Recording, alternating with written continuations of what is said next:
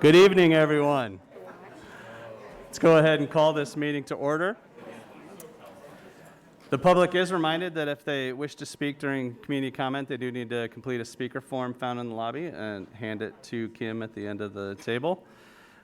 Quick introductions up here at the table with me. To my right, Superintendent Degner, Directors Pilcher Hayek, Eastham, Williams, Vice President Malone to my left, Directors Clausen and Finch. Sorry, I'm struggling. This is the first time I had to introduce all the new people. And Recording Secretary Kim Colvin. Let's get right into our public forum, and the first thing we have on our agenda is a presentation from Hills Bank.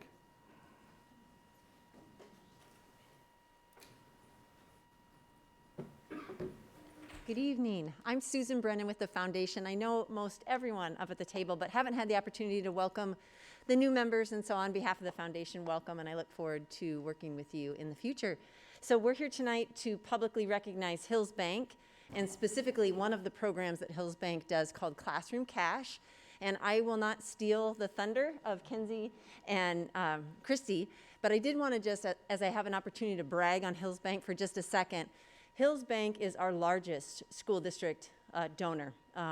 Pretty much everything runs through our office, and the number of checks that we process for school teams, for meals for those teams, for debate clubs and cheerleading groups, you would be astounded at the number of gifts that come through Hills Bank, through our office. And so I just want to make sure that we recognize Hills Bank for the support that they give to our schools. And then the work that they do through the foundation every year, $30,000 to support our visiting author program, which has been in our buildings for over 30 years. And then I want to brag on our staff really quick, and it ties into Hills Bank, but we just concluded our staff charitable campaign, which is a 2-week payroll deduction. We had 474 of our staff members join the foundation in those efforts to support the district, and I just think that's amazing. We know that the teachers and the staff in our building are constantly giving to our students out of their pockets, and so to join as a district-wide effort is just astounding. Hills Bank supported incentive prizes, and so we make it a fun couple weeks for our staff, and so I want to thank them for those efforts as well. So I'd like to introduce Kenzie Hine and Christy Feldman to just talk about the Classroom Cash program. Thank you. So I'm just going to talk a little bit. I'm Kenzie Hine, and this is Christy Feldman from Hills Bank. So I'm just going to talk about Classroom Cash just a little bit on what it is, just in case anyone doesn't know. So Classroom Cash is a program that Hills Bank offers for anyone that has a debit card.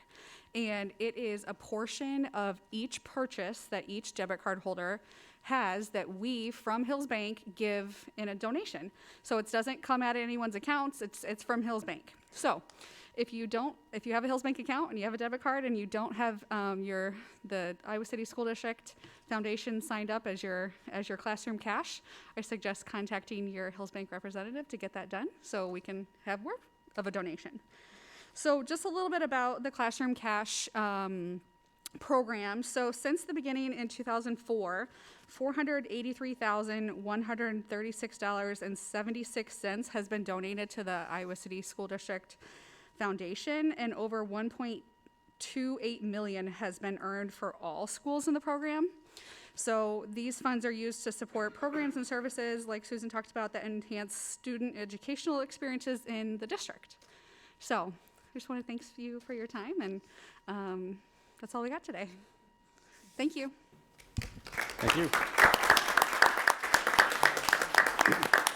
Yep, thank you to Hills Bank, really appreciate it. Happy holidays to all of you. Okay. Thank you, Susan. All right, next item on our agenda is our student representative update. And first up, we have West High.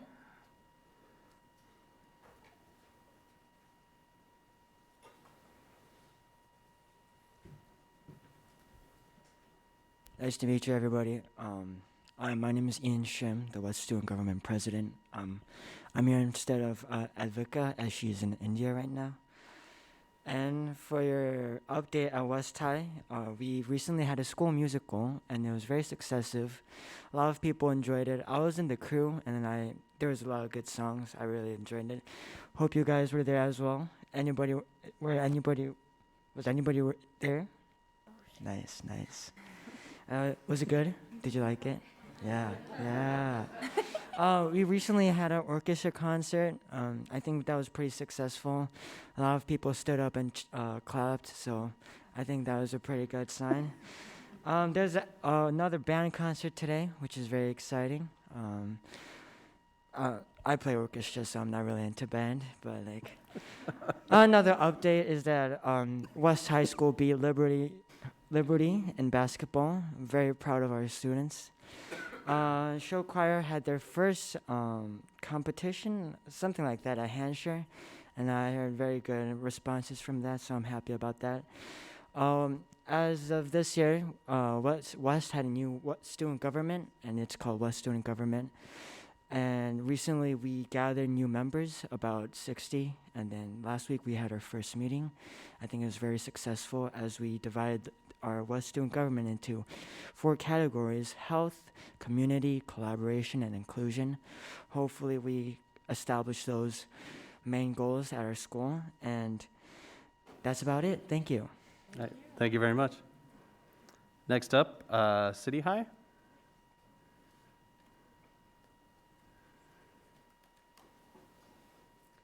Hi everyone, my name is Rebecca McKaylee. I'm one of the co-class presidents from City High. Ayla unfortunately could not be with me tonight, but she's here in spirit. Our show choir and jazz band just had their winter show last weekend, which was super exciting to be back in person for the first time. It was very successful, very fun. Our robotics team hosted a competition at City High, and our robot is number 2 in the state in the autonomous category. They wanted me to include that, so that's really cool. IJAG is hosting a food drive at City High right now for the holiday season, so students can bring in food to donate. And students have recently formed an international club, and it sounds really cool, and that's off to a great start, so people are excited about that. Inclusion Club is currently having their holiday winter party as we speak, and our women's bowling team won versus West High, so that's cool. Women's basketball beat the number 2 ranked Waterloo West team, and so we are now number 2 in the state, and we are also playing right now as we speak. City High hosted our first ever women's wrestling tournament, and we won the match, and that was such like an empowering day, just that we are hosting women's wrestling at City High now. Super cool. And Student Senate has started Tampon Tuesday again, so every Tuesday morning in our foyer, students can bring in a period product or $1 for a baked good. And all of those donations go to stocking every bathroom at City High with period products. So that's super exciting too. Thank you. Thank you very much. Next up, Liberty High.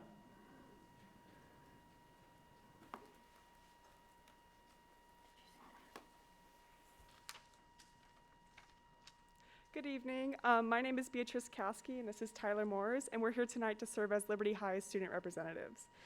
As we started off a new trimester a few weeks ago, and we are looking currently forward to winter break, we're excited to share all the updates at Liberty High with you tonight. So our sports teams have started off to a good winter season. Our dance team just recently went to state and placed 3rd in the jazz competition. Our wrestling team won their first ever tournament in school history, which is really exciting. They won the Tipton Invitational, and they had 3 first place finishers. And our basketball teams we hosted West High on Friday. We got a really awesome pep band, so that was fun. And then around the school, we have a lot of amazing club activities going on. Student Senate started last week off with their annual food drive, winter clothing drive, that will run until this Wednesday, so tomorrow. As a yearly tradition, we are collecting all types of winter gear and donating them directly to the North Liberty Community Pantry for all to use. We have also had the establishment of a brand new club at Liberty High School, and they met for the first time last Tuesday. It is our Liberty Black Student Union, or BSU. They met for the first time, and they aim to not only provide a safe space for students of color to voice their concerns about our community, but also develop leaders and dynamic community members from this club. They hope to do so with increased intersectional education and communication with administration. So in the past few weeks, we had the All-State Music Festival where a large number of Liberty students from band, choir, and orchestra were selected to perform. We're really proud of those students. We have some really talented musicians at our school. Our theater program is hosting auditions this week for their spring musical Xanadu, which is really exciting. And then we had band and choir concerts the last week, which were really good too. This start of the trimester has been extremely successful for Liberty, and we hope to carry this momentum through to the new year. We look forward to speaking with you then again, and thank you for your time and all your consideration. Thank you. Thank you very much. Thank you. Next up, Tate.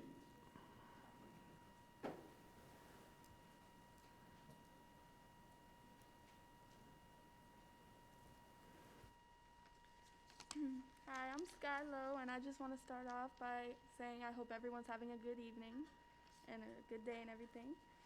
And I want to also say that this week Tate is running a holiday store where students can pick up presents and gifts for family, friends, and even themselves. And student council wraps the gifts or bags the gifts, and then after school you can come and pick them up, take them home. Awesome. And, well, we also just had our first basketball game. And being a part of the team, we did lose, but it was still fun to play.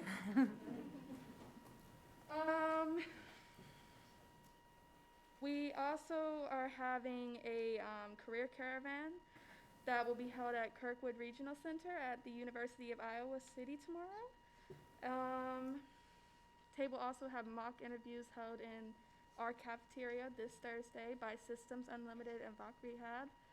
And also we offer academic help and tutoring, nutritional items for students to take home after school, transitional employment services, which is where our school helps you get a job or find work or something, whether it be while you're still in school or after school. And mental and physical health support, which for somebody like me who struggles a bit with mental health, it is really great. And we also had an art gallery lately, and that turned out good. But anyways, thank you for your time, and well, we're looking forward to winter break and everything. Thank you. Okay. Thank you so much. All right, next up on our agenda is our ICA update. Brady Shutt.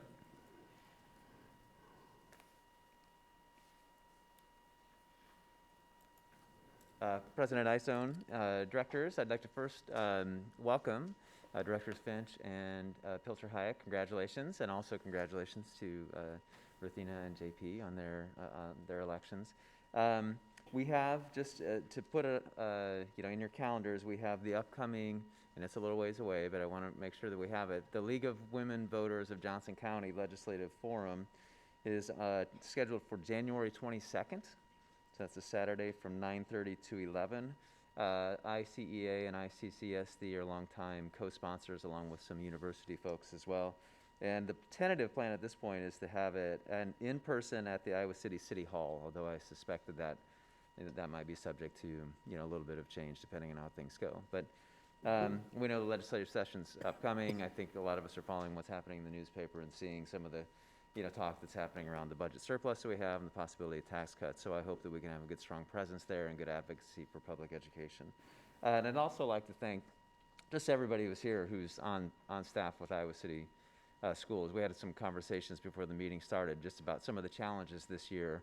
And obviously I represent the teachers and the paras, and I know the challenges that they face, but it's up and down the line. So Allison, talking about some of the food service issues and nutrition service issues that they have, and I know that's Jeff, and I see Dwayne as well. And just so thanks to everybody, all the different employee groups. We certainly can't do what we do in the classroom for our students without everyone working together, and it's been a challenging year, so I'm just very appreciative to be on the team with those folks. So thanks. Thank you, Brady. All right, our next item on the agenda is our community comment. As we get into that, I want to remind speakers that they have 4 minutes to make their comments. The last couple meetings, we have had a lot of folks come to make comments, and we want to make sure that we can hear from everybody that wants to speak. I have not done a great job of ensuring that we're sticking to that time limit, and so it's been a struggle to make sure we get everybody up here. So tonight I will start doing a better job, my job. You will see your timers up on the screen, and when it gets down to 0, I will thank you for your comments and call the next person up. Also, you are required to be at the podium and the microphone, for the safety of everyone involved, but also in the spirit of seeing and hearing people when you leave the podium. Anybody watching this recording at home can't hear you anymore. So I would please stay at the podium and use the microphone to your best of your ability. Even in this room, it's hard to hear everyone when they're not using the microphone. With that being said, let's get right into it. Our first speaker is Joseph Dobrian.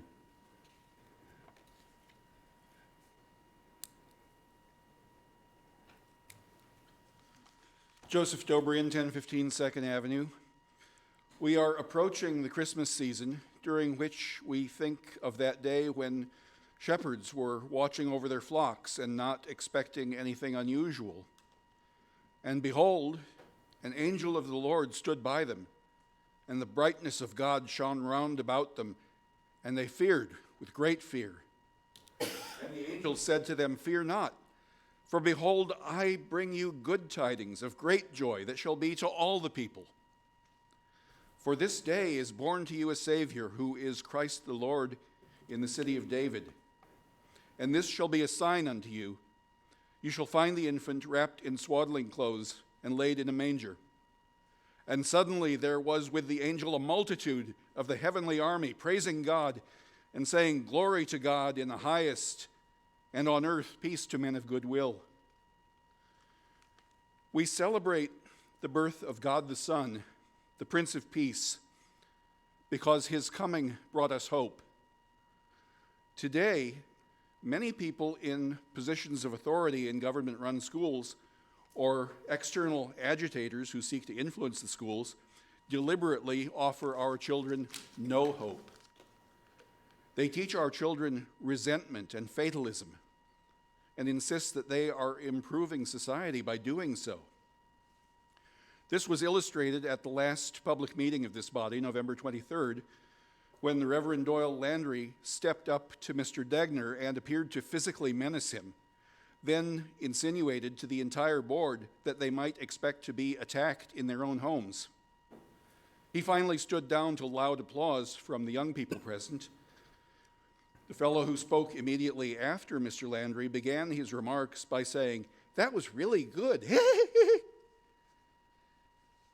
That anybody would praise or applaud Mr. Landry's behavior, I submit, is a damning indictment of the state of education in this country. I advise you, the members of the board and the superintendent, to take advantage of this Christmas season to ask yourselves, would a loving God approve of those who would divide us according to the color of our skin, who would teach objective falsehood for the sake of an evil narrative, who would in any number of ways create a climate of fear, wrath, and despair? No doubt, Jesus would remind us of chapter 5, verse 20 of the book of Isaiah. "Woe to you that call evil good and good evil, that put darkness for light and light for darkness, that put bitter for sweet and sweet for bitter." I pray that each of you will reflect in this particularly holy season that today, in this town, you are the shepherds. Mr. Landry told you to be afraid. I say to you, fear not. May you be guided not by lies and threats, but only by right reason and by God's blessing on your deliberations, which I ask in nomine Patris et Spiritus Sancti. Amen. Thank you. Next up, Rebecca Truskowski. You have to tell me how I did on the name.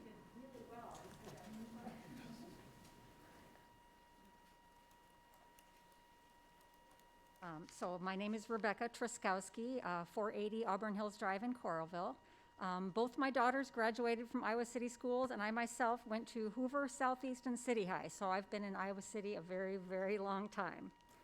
I want to thank you all for allowing us to present this evening. Today is a very meaningful day for our movement.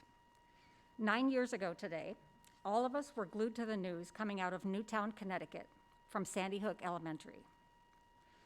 All of us felt the strong desire to never again live through such a horrific day. Sadly, Scenes of families waiting to hear of the fate of their children outside school buildings have been repeated again and again. Memorials of flowers and candles continue to spring up outside schools as community members gather in disbelief. Parents and guardians look around with increasing impatience at the inability to control these events. Since then, Moms Demand Action for Gun Sense in America and Every Town for Gun Safety began to provide resources, research, and programs helping communities organize around the idea of ensuring gun safety.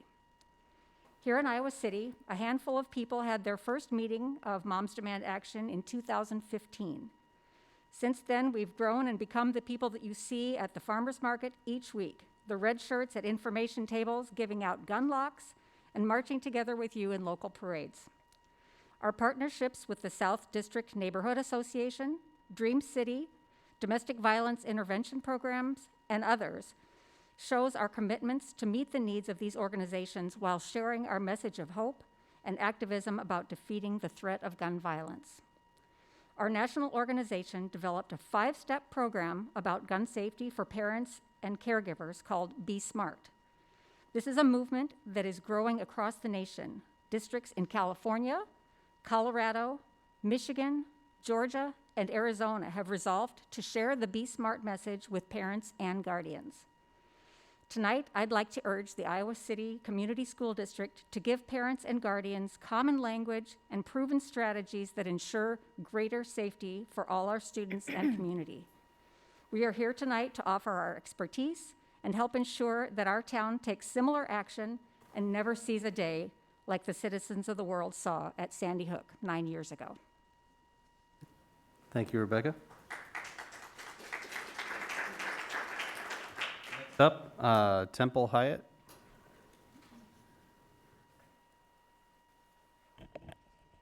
Good evening. My name is Temple Hyatt. I live at 1717 Grantwood Drive. I've been a resident of Iowa City for more than 40 years. I moved back to the neighborhood I grew up in, so my children could attend the same schools that I did. I'm the second of 3 generations to graduate from City High. I'm a veteran, and I served in the Army Reserves with the military police during the First Gulf War. I'm here today as a gun violence survivor and as someone who knows what firearm safety looks like. That's why the Be Smart message was the first thing I became involved with when I joined the movement to end gun violence 4 years ago. I've shared the Be Smart message with local volunteers, and I've trained speakers across Iowa to share this message in their own community. I've met hundreds of people who have been impacted by gun violence. A woman near Decorah said her brother was the first high school principal in the nation to die by gun at the hand of a student. Local volunteers here shared where they were on the University of Iowa campus 30 years ago this past November 1st, and how that event has shaped their life. And I've listened to community members share the devastation left behind in the wake of a loved one who has died by gun suicide, like my nephew, Philip Travis. Today, we honor all gun violence survivors with action by speaking to you about the simple things we can all do to help end gun violence in our community. The impact of school shootings and incidents of gun violence covered in the media never ceases to alarm us, with all too familiar scenes of families and schools in the aftermath of a tragic incident. As gun sales surged in 2020, the issue of gun violence in schools continued to concern many parents, educators, students, and leaders in our community, leaving many with feelings of helplessness. But we can take action together to keep our schools safer. Here are some facts about gun violence in schools. While mass shootings in schools account for less than 1% of school gunfire incidents, they represent 1/4 of overall gun deaths in schools. Gun violence in schools also includes homicides, assaults, unintentional discharges, self-harm injuries, and suicide deaths on school premises. So far in 2021, there have been at least 149 incidents of gunfire on school grounds, resulting in 32 deaths and 94 injuries. Up to 80% of shooters on school grounds under the age of 18 obtained the guns they used from their home or the homes of their relatives or friends. 58% of school shooters were associated with the school where the gunfire occurred, the majority of whom were current or former students. In 100% of incidents of targeted school violence, there were warning signs that caused others to be concerned. In 77% of incidents, other people were aware of the shooter's plans in advance. We also know that gun violence disproportionately affects students of color, and that the threat of gun violence at school negatively affects students' learning. These are some of the facts that suggest that we as a community need to do more to prevent the threat of gun violence among our students. Thank you. Thank you, Temple. Next up, Cecilia Norris.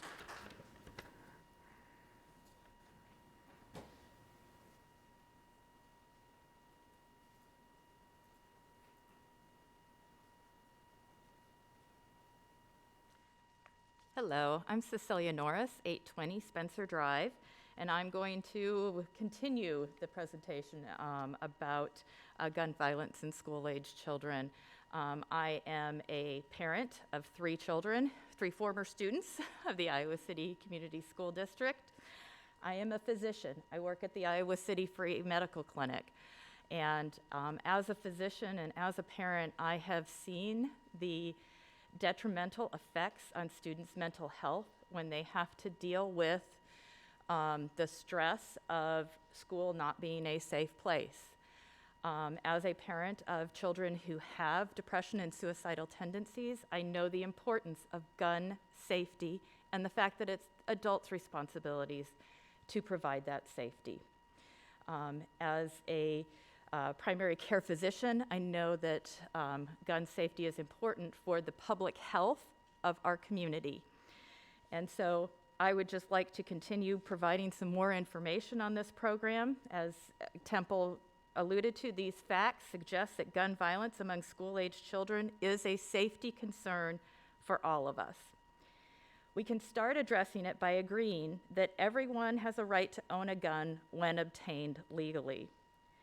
We can also agree that it is an adult responsibility to ensure children or students feel safe and secure in school settings in order for them to learn and thrive. We know in recent years, our schools have followed good practices on student safety by enhancing security features of their sites, outlining building safety plans and protocols, providing additional support services to help students avoid dangerous choices and behaviors that can lead to violence. We also know that when it comes to gun violence at school, nearly half of all guns used were unsecured by adult gun owners. Throughout the U.S., an estimated 13 million households with children under the age of 18 contain at least one gun. According to one source, approximately 5.4 million children live in a household with at least one gun that is stored loaded and unlocked. 5.4 million children being exposed to unlocked guns. And another study showed that most children know where the unsecured firearm is stored. One indication of a way forward comes from a study that found in households that locked both firearms and ammunition, there was a 78% lower risk of self-inflicted firearm injuries and an 85% lower risk of unintentional firearm injuries among children and teens compared to those where guns and ammunition were readily available. The important takeaway here is that gun violence prevention is an adult responsibility that we all must share as a community.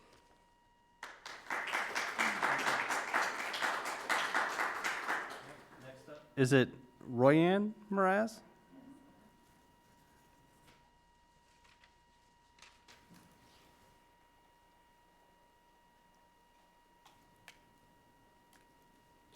Thank you. My name is Royanne Mraz. I live at 275 East Dovetail in Coralville. I'm a retired pediatrician and the mother of 2 children who attended Iowa City schools when we lived in the district, and my daughter graduated from West. I also am the grandmother of 2 young children who will soon be attending Iowa City schools. I also participate in the Firearms Safety Committee at University of Iowa Stead Family Children's Hospital. I'm going to continue talking about our Be Smart message and how it works. The current reality is that gun violence among school children, whether at home or at school, is a school community issue that is not going away unless we adults do all we can to prevent it. This is where the Be Smart program comes in. Be Smart is neutral as far as gun ownership. It also does not advocate for changes in gun laws. Rather, it emphasizes the power of each and every adult to take agency over the safety of children and teens. Be Smart has been cited by the National PTO as an effective way to prevent school gun violence. For the past several years, we've given some well-received presentations of the Be Smart program in our community and to PTOs in the district. So Be Smart is a gun safety strategy for keeping students and children safe by 5 steps, starting with S. S means securing all guns in your home or vehicle. It does not mean keeping them hidden away or out of reach. It means keeping guns locked and unloaded and separate from ammunition at all times. Remember that many children know where firearms are stored. The next is M for modeling responsible behavior around guns. Again, this includes secure gun storage. A is for asking about the presence of unsecured guns in the homes our children visit. R is for recognizing the role of guns in suicide. Research shows that up to 17% of high school students have seriously considered suicide. In another study, 40% of adolescents report living in homes with easy access to guns. This is important because of the increased lethality using guns in any suicide attempt. And finally, T is for telling others about the Be Smart message. Here in the Iowa City area, we've been spreading this message to adults for nearly 7 years. We are here tonight because we'd like you to join other districts to get this gun safety message out to every student, parent, and guardian in the Iowa City Community School District. Thank you. Thank you. All right, next up, Lowe Whittington.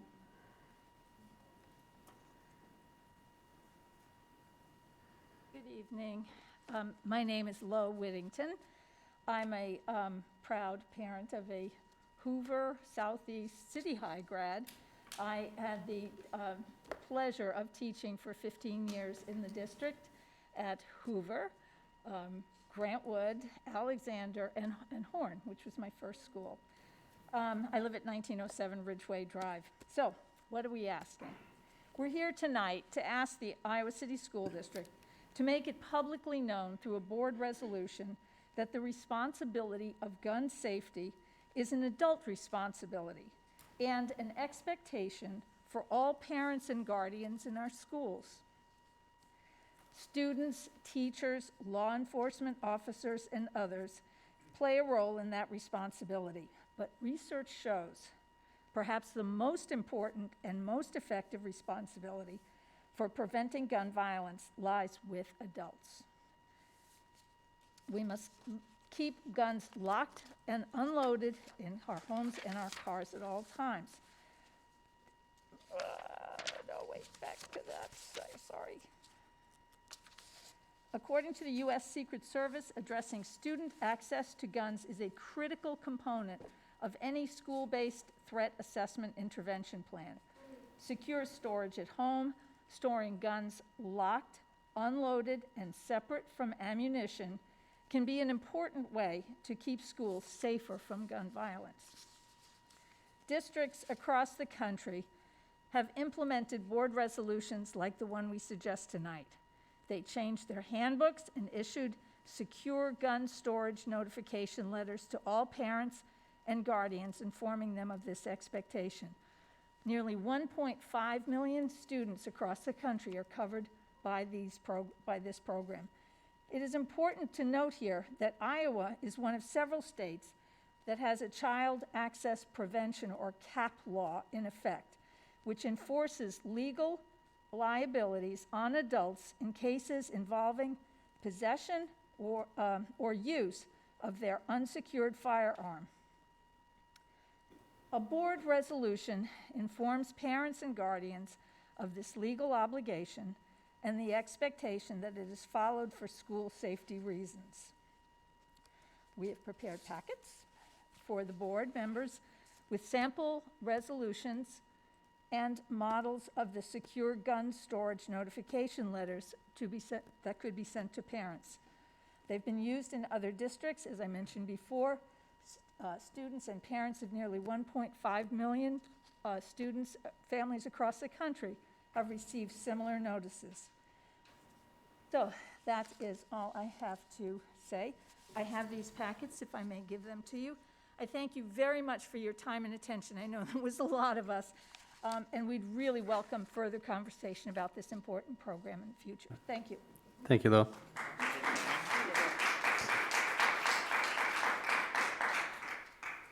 That was our last speaker for the community comment portion, so we will move into the rest of our agenda.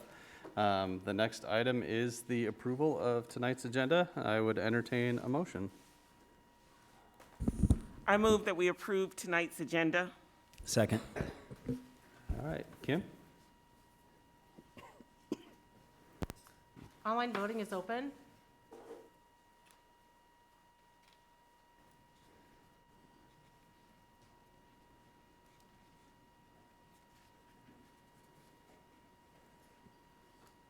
All votes have been cast and the motion carries with all directors voting in favor. All right, thanks, Kim. Next up is our consent agenda. Did any directors have any questions after reviewing the bills that they'd like to bring up at this time? All right, are there any items directors would like to pull from consent? I'd like to pull number 9. Item number 9. Anything else, directors? If not, I would entertain a motion to approve consent minus item 9. So moved. Second. All right, Kim, ready to vote? Online voting is open.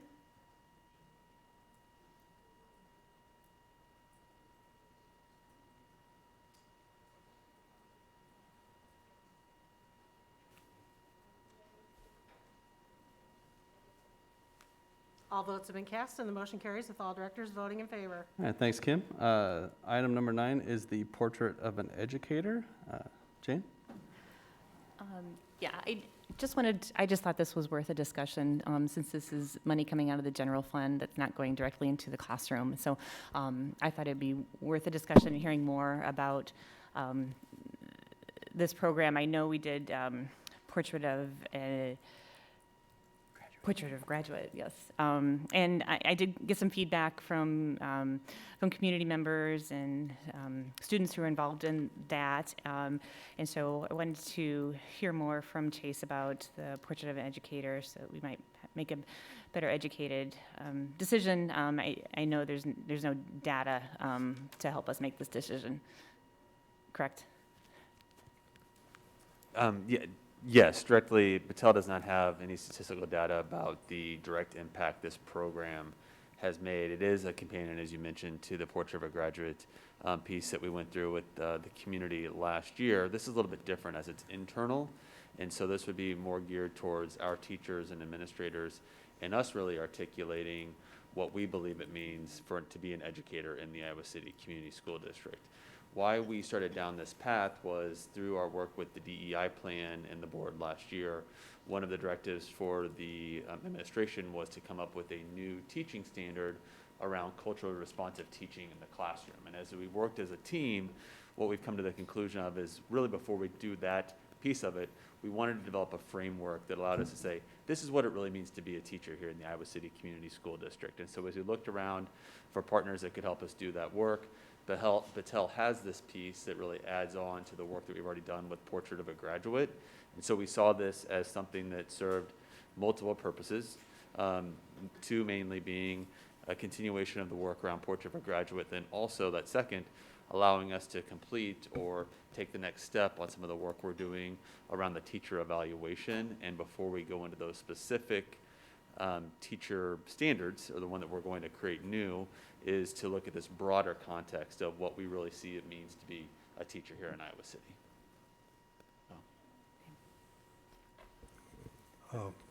Sean, I'd like to ask. Yeah, go ahead. Chase, will there be a board representative on the superintendent leadership team? I believe on the Portrait of a Graduate structure, there were one or two board members, three board members. Okay, sorry. So will there be a similar representation by the board on this effort? I think the right answer is, do you want there to be a representative? I don't think I can really say no.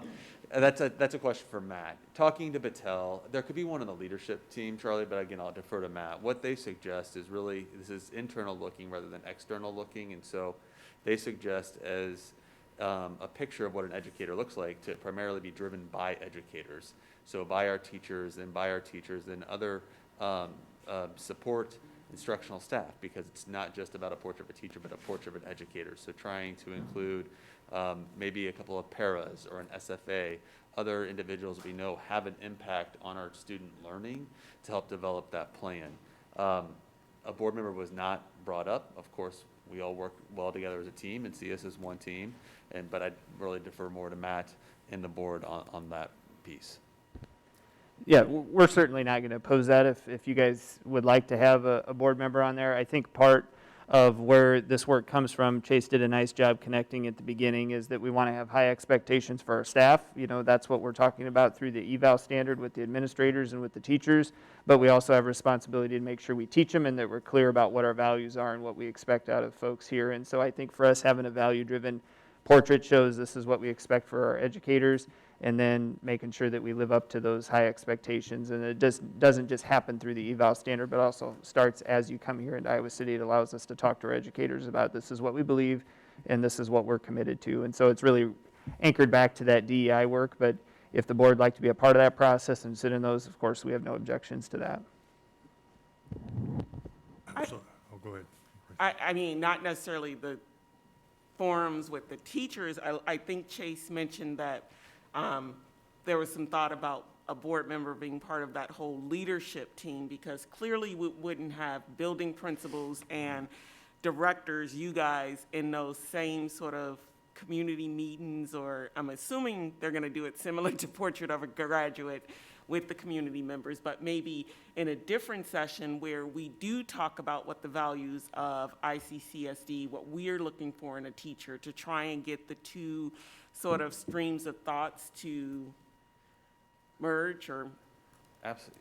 Yes, Ruthina. Okay. Sorry, I'm not ignoring you. I'm looking down because I didn't pull up that. What? You said you're putting me down. Sorry, I wasn't ignoring you. Oh, no, I thought you just said you were putting my name down. No. No. Okay. No, I just want to clear that up. I'm like, no. I typed that in. Let the meeting minutes record that. No. That might be a great way to do it. Is if you look at the kind of the broad calendar that is included in the document, there are these leadership meetings that go between the different larger group like staff meetings. And so if we wanted to look at a board representative on those status leadership updates, and your point's right, the first one is to get that idea of what's the view of the superintendent of where we are in terms of the value of, or the different values that go into making up a great educator. So that might be a nice place to fit a board member or two into that conversation. Yeah, I had the exact same question as, what does this group kind of look like? Because I want to make sure that, things are looking through the right lens, right? Because if I'm not a teacher, if I was a teacher and somebody asked me what makes a great teacher, I'm going to list off all the things that I do, right? Do it like I do, because I'm awesome, right? And so I want to make sure that when you have a group of educators together, it's not all do it this way because this is the way I know. It's let's look at the whole picture and how do we move everyone forward together, because everyone's going to have different ideas, right? And I think you need that. I'll quote my former colleague that sat here.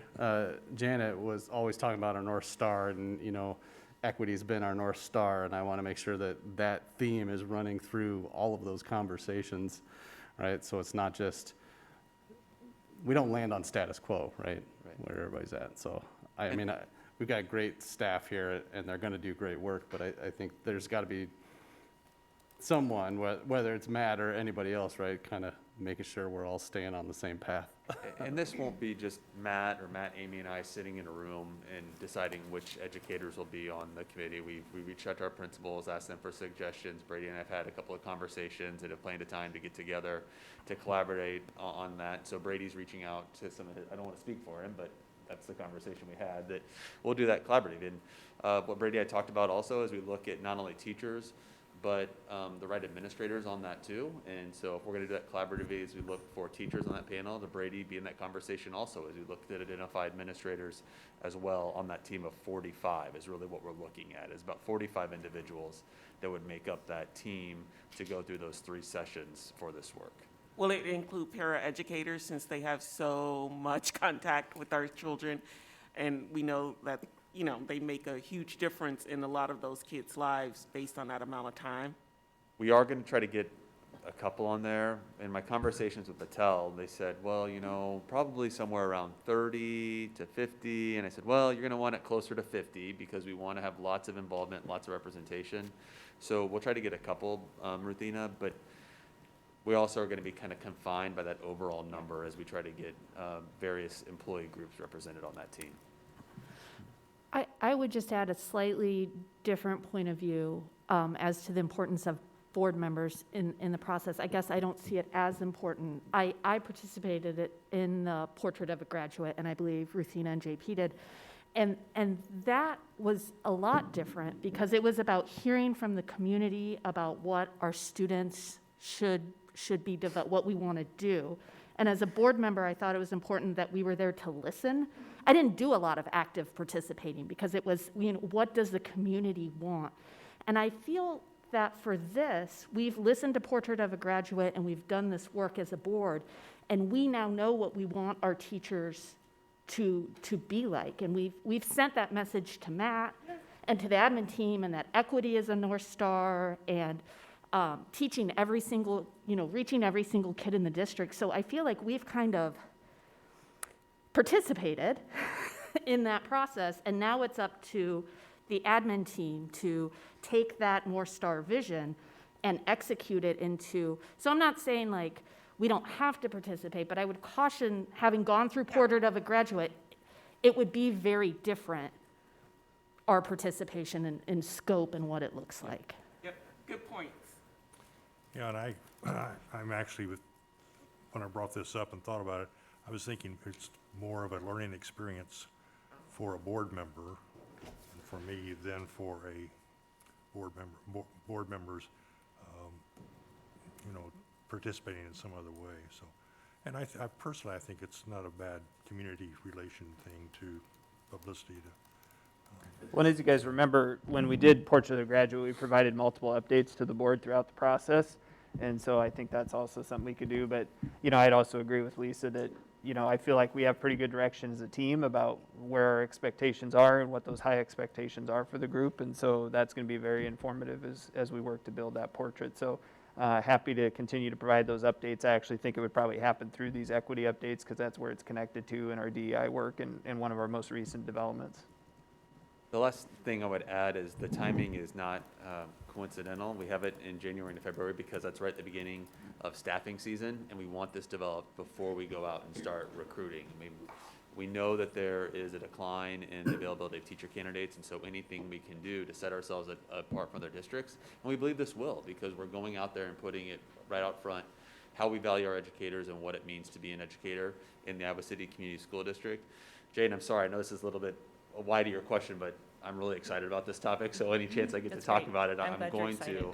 But I think that's an important piece of it, and it goes back to, no, there isn't some of that empirical data about the impact on student learning, but we do know the impact that a great teacher has on student learning, and we're confident that putting together this Portrait for a Graduate as we look to retain top talent and we also look to recruit top talent will help us do that. And so we know it's going to have that impact on our students immediately and on the road as well. You know, we welcome your participation. As Matt said, we'll give lots of updates, but we think it's a great step forward for a number of different programs that we're putting, that we're moving down the path here over the next several months. Great, thanks. That answers a lot of my questions. Any further comments? All right, after one of the longest conversations about a consent agenda item in a while, I would entertain a motion. I move that we approve item 9. Second. All right, Kim?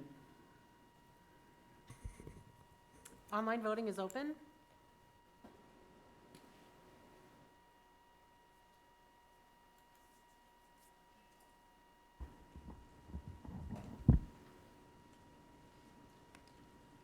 All votes have been cast and the motion carries with all directors voting in favor. All right, thanks, Kim. We can move down to our discussion items. And the first one up is our equity update. Matt, you're going to kick us off? Yeah, thanks, Sean. I'm actually going to turn it over to Amy here in just a second. So the way we're going to format our update this evening includes the 5 regular updates we've been giving for really about the last year and a half around those items. And then in conjunction with that, the 6th item that we added this year around the TATE referral process. Really kind of a brief overview around those, and then we'll connect back to some of the more race and racism topics we talked about here recently, and provide a little bit of a status update on some of the work we've been engaged with since the last meeting, and then entertain any of your questions or feedback you have around those pieces. So, Amy, I'll let you go ahead and get started. Thanks, Matt. And I'm actually going to take 4 of those 6. So, good evening, everyone.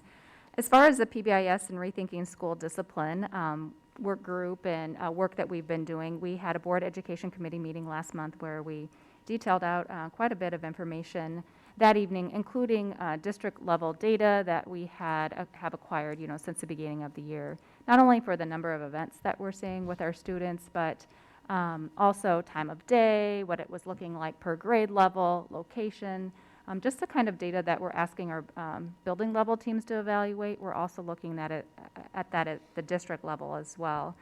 Since that meeting, then, of course, Laura, Kate, and Laura, and a couple of our directors aren't here this evening, continue their work on restorative practices with the Equity Department and Laura's work there, care assessment with Kate, and SEL work with Laura Daly's department. Segueing into our professional development item then, we are kind of transitioning from Laura Gray providing professional development around culturally responsive teaching to moving into social emotional learning. And if we think about that report that we shared last month, speaking of data, we are making data-informed decisions. And so where the SEL topic is moving towards is effective classroom practices.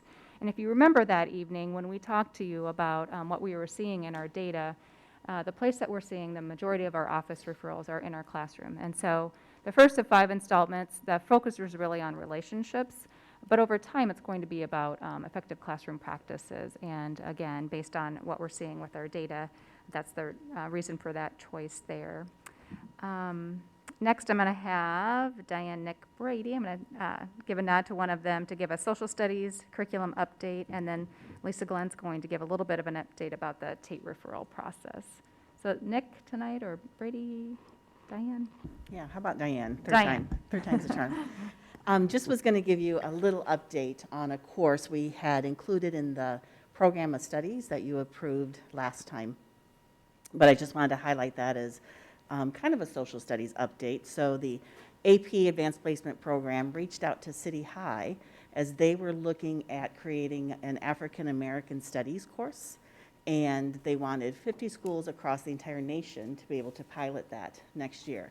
So they reached out to City High because of their past success in AP courses and because of their demographics, and asked if City High would be interested. So they said they were going to be interested in piloting the course. So we've got that as an offering for our students at City High next year. The course is an interdisciplinary course, so it doesn't necessarily land in the social studies department, but combination of social studies and language arts. The AP program is contacting colleges. They said they've been working on this offering for 10 years. They now have started to get more of an interest in colleges who are willing to give credit for students who might pass an AP exam in this area. So all of our students who take the course will be required to take the AP exam. It will be at no cost to them, but that's just part of the pilot process too.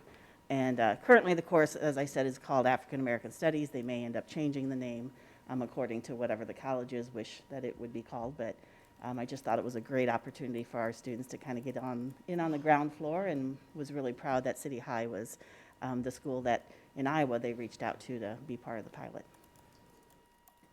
Brady, I'll toss it back to you. Thanks, Diane.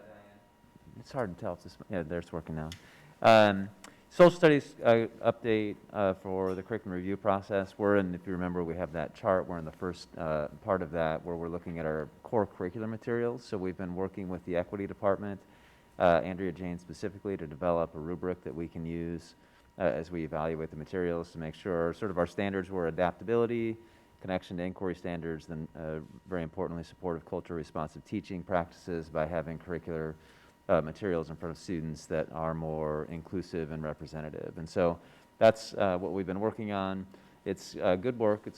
We've made good progress. I think we have a tool that's going to work for this particular job. And then I've also been in contact, of course, with publishers.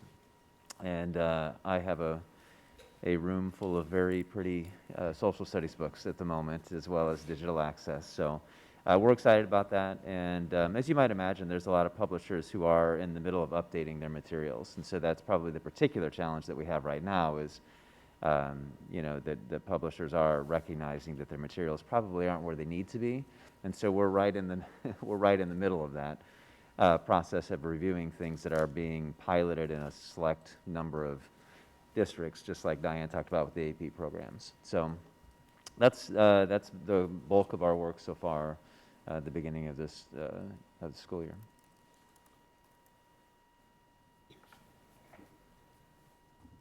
Good evening. I'm going to talk about the TATE referral process just a little bit.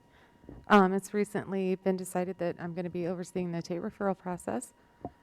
So we'll be taking a look at what are the processes leading up to TATE referrals, how are students being supported within buildings, and what are the conditions leading to those referrals?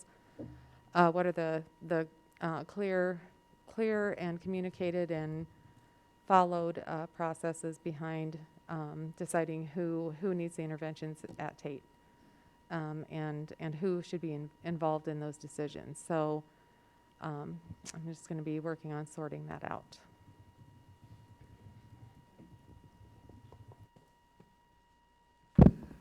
So two things for me. First, we just talked about Portrait of an Educator and the new standard. So unless there's questions, the other one I'd like to mention is just the work with the ombuds.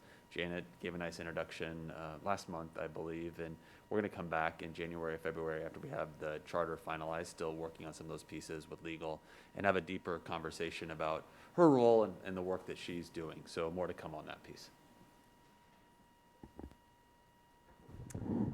We can pause there if you guys have any questions before we kind of take the last little bit, or I can keep rolling, but did want to give you, that's quite a bit of information or a few points, so if there's any questions, you can take those right now.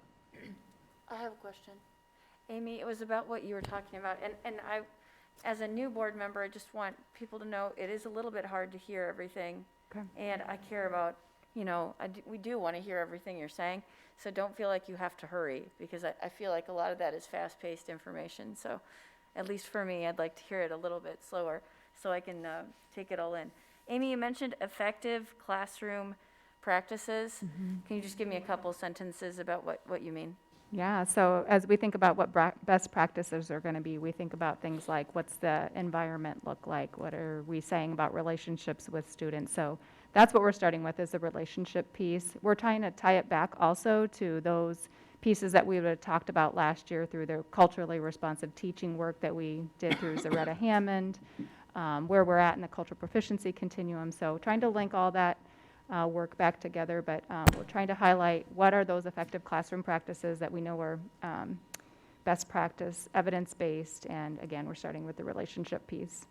Okay, and so those are being, the data is being collected, you mentioned this is data-driven, at all levels, or Yes. meaning elementary and secondary? Correct. So each month, our PBIS teams review their building level data.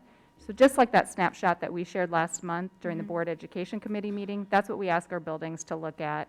The events, the location, time of day, maybe if a student has 2 or more for the month or 5 or more for the year so far. We've got different indicators that we're asking our building teams to look at, and we're trying to look at that same data at the district level, and again, that's what we provided last month. If you go back to that chart, it will show that the referrals are coming most often out of the classroom. Okay, and then the other question I had to follow up was to Brady and Diane, I think, talking about the social studies curriculum and things like that, and you talked about the new books, and I think that's really exciting to hear about.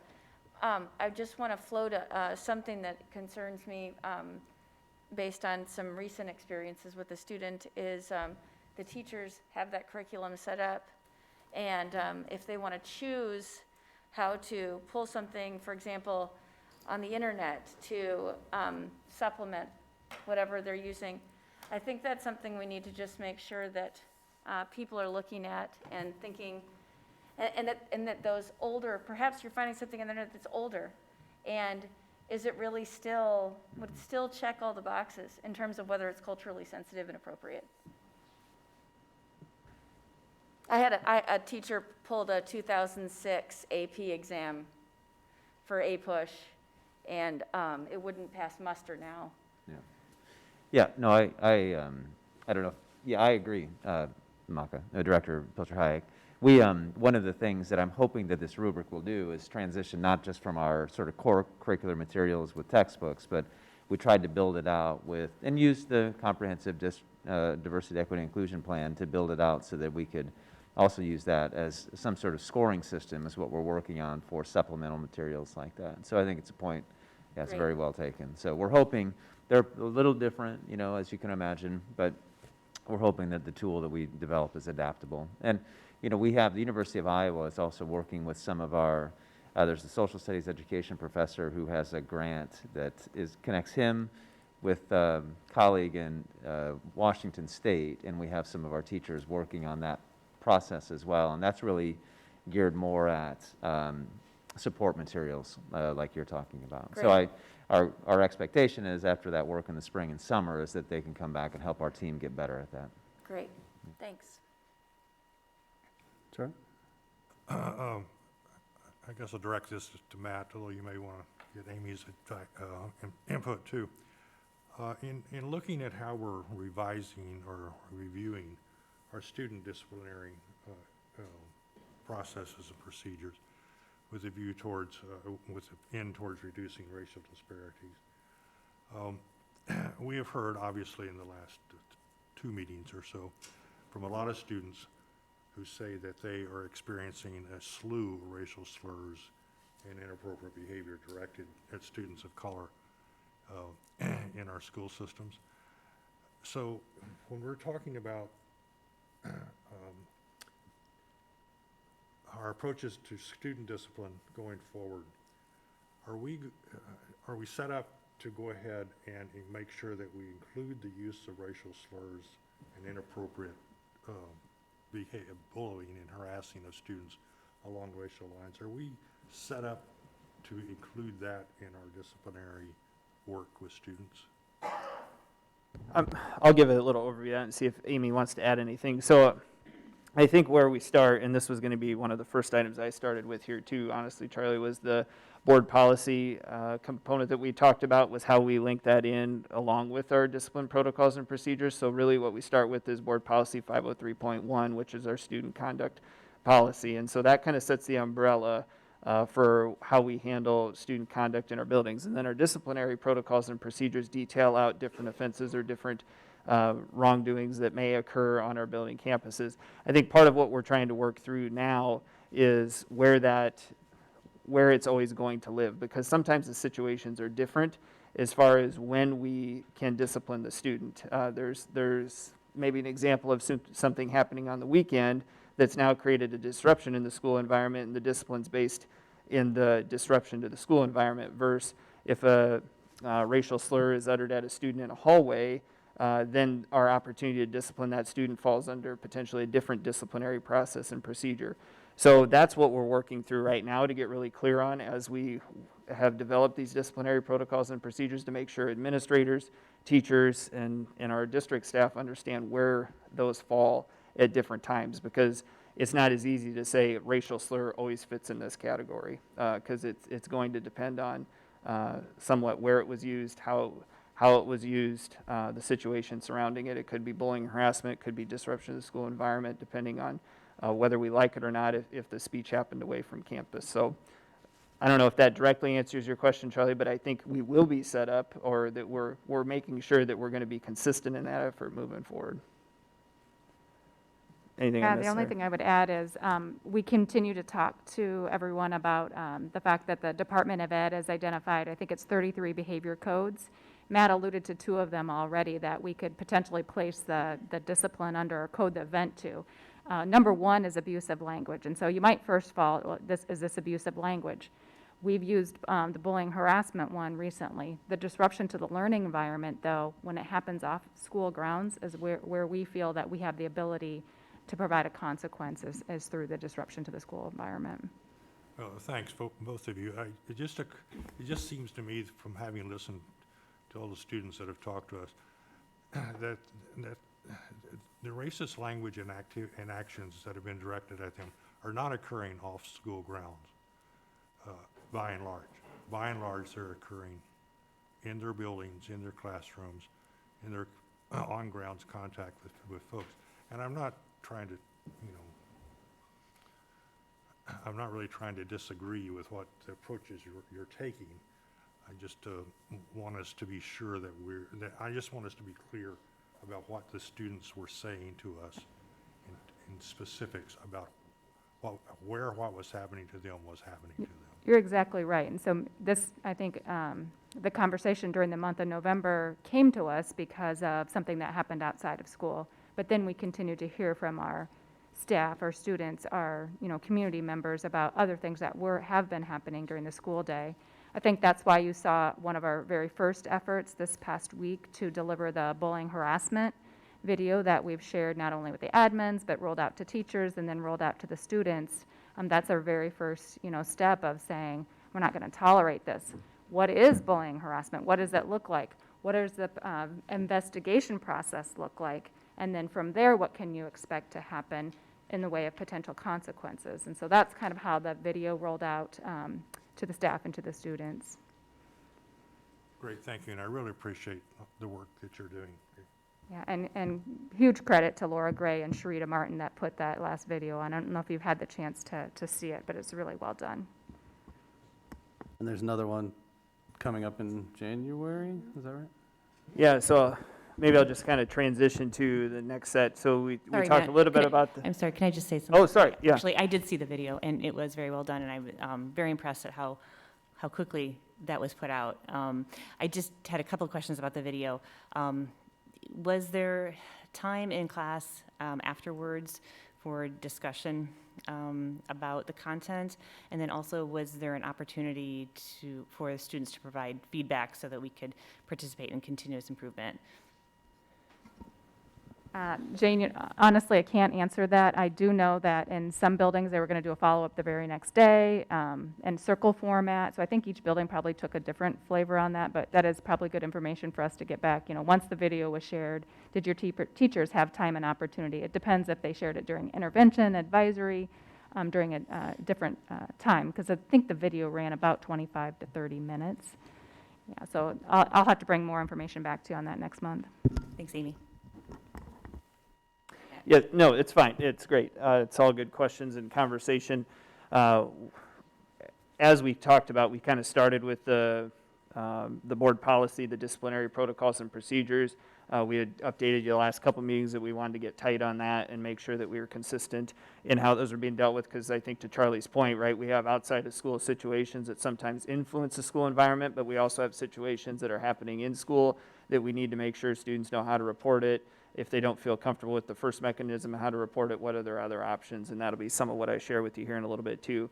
The first step we have to take in that process is to communicate the expectation and provide the education around it. And I think that's what we've started to do here this week with the bullying harassment lesson and the anti-discrimination component, that students understand what counts for bullying and harassment, what discrimination is, and the different forms discrimination can take. The way I've kind of described it to parents that have contacted us around concerns this week when we put out the message would be similar to an employment training when we have to be trained for the different places we work. There's bullying and harassment training, there's anti-discrimination training, and we all have to go through that step. And I think as we reevaluated some of our equity work, that was a necessary step we needed to take for our students. It's embedded in other places, in homeroom curriculums and advisory times in our schools, but if the events of the last week have told us anything, we needed to pause and make sure we took deliberate time, energy, and effort to re-educate or do some reteaching around that objective. And so then we'll come back after break and follow the same format with a lesson around the racial slurs and go back to those mechanisms about how they can bring concerns forward. To that end, we're working on updating our See Something, Say Something posters to include some information around Eric in the EER office, Laura Gray in our diversity and cultural responsiveness team, and then also with Janet for an ombuds that they could reach out to. So we're trying to land on a place for those posters.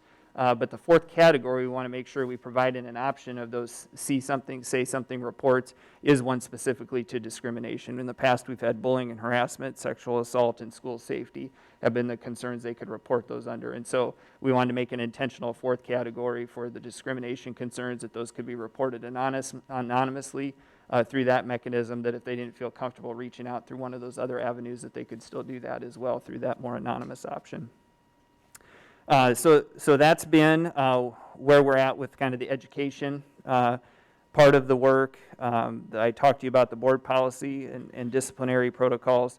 We will be bringing something back probably for the board to review more specifically around that once we have a chance to work with our legal team around any kind of additions we want to do there. We've also had a meeting this week to talk about a district student group, and the Equity Advisory Committee had an idea about a subset of a student group of the Equity Advisory Committee, and we think that might be the best way to put something together.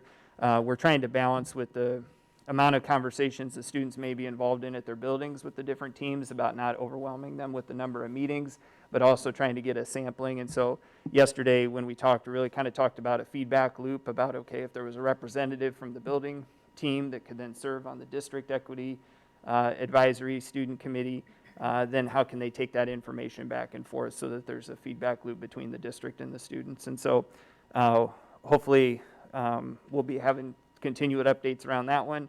The team yesterday was going to go back and really try to figure out what groups we have all in place at our different buildings and making sure that we have a well-represented subset of each of those, because some of the buildings have different groups continually meeting and in formation. Some are still trying to stand up groups, but some of the things you would think about, like our LGBTQ groups or our Black student unions, obviously, that brought us to some of this conversation more urgently. So that's where we'd be with that district student group. And then I've shared a lot of different updates with you before the last couple meetings, talking about grievance forms, how those were distributed directly to some of the students we had heard from. And as we get those back, of course, we'll investigate those instances and those situations.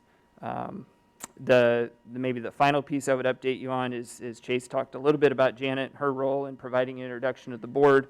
The charter's been a little slower to bring you than we wanted to, but we'll have that for you in January to talk about the charter of that office. But she's been introduced to different student groups and made contact with them. Some of them aren't ready to meet with her or don't see a reason to do so at this time, but at least they have her contact information and know how to access her, or the sponsors of the groups do at this point. And then kind of some more building specific steps. Maybe this is the piece I'll add on. We've talked about the Black student unions a few times tonight, about having those groups started.